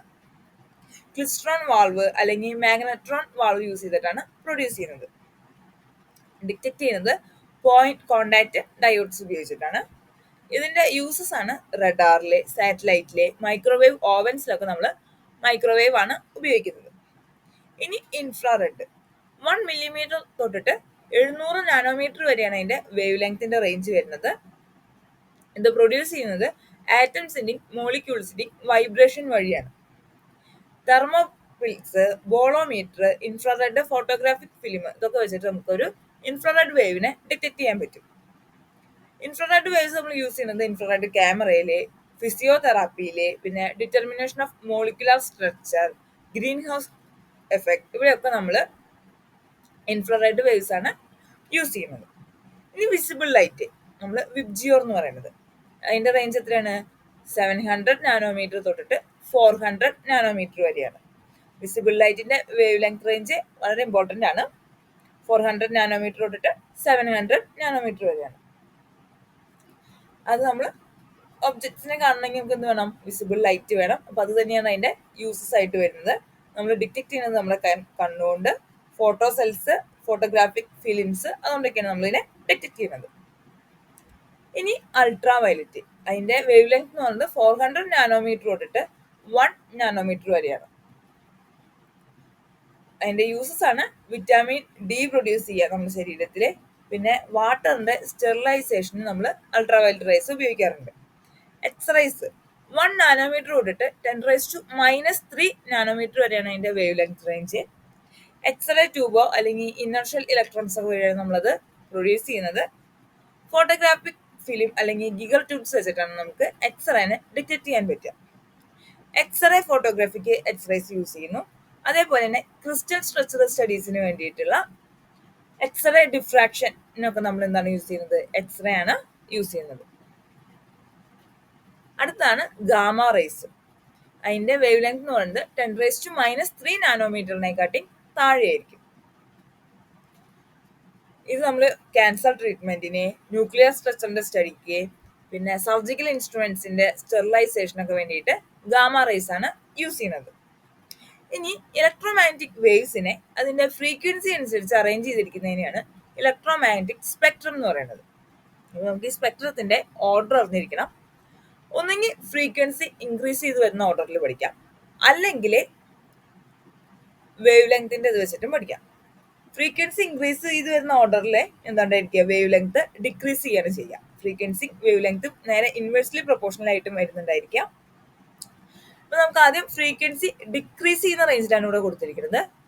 Gamma rays, X rays, ultraviolet, visible, infrared, microwave, short radio waves, television and FM radio, AM radio, long radio waves. അല്ലെങ്കിൽ നമുക്ക് ഇതിനെ മൊത്തത്തിൽ ഈ short radio waves, television and FM radio, AM radio, long radio waves, ഇതിനെ മൊത്തത്തിൽ radio waves എന്ന് പറയാൻ പറ്റും. ഇനി ഇവിടെ വിസിബിൾ ലൈറ്റിനെ മാത്രം വിബ്ജിയോർ ആക്കിയിട്ട് കാണിച്ചിട്ടുണ്ട്. Violet, blue, green, yellow, orange, red. ഇതിലെ വേവ് ലെങ്ത് കൂടിയത് ഏതാണ്? റെഡിലാണ് വേവ് ലെങ്ത് കൂടുതൽ. വേവ് ലെങ്ത് കുറഞ്ഞത് വയലറ്റിനാണ്. അങ്ങനെയാണെങ്കിൽ ഏതിനായിരിക്കും ഫ്രീക്വൻസി കൂടുതൽ? നമുക്കറിയാം, വേവ് ലെങ്ത് കുറഞ്ഞതിനായിരിക്കും ഫ്രീക്വൻസി കൂടുതൽ. അപ്പോൾ ഇവിടെ ഫ്രീക്വൻസി കൂടുതൽ വയലറ്റിനും, ഫ്രീക്വൻസി കുറവ് റെഡിനുമായിരിക്കും. Yeshuda Edu Platform, a complete education channel for cracking competitive exams for your dream career in life science field as well as Kerala PSC exams. Please like, share and subscribe for more videos.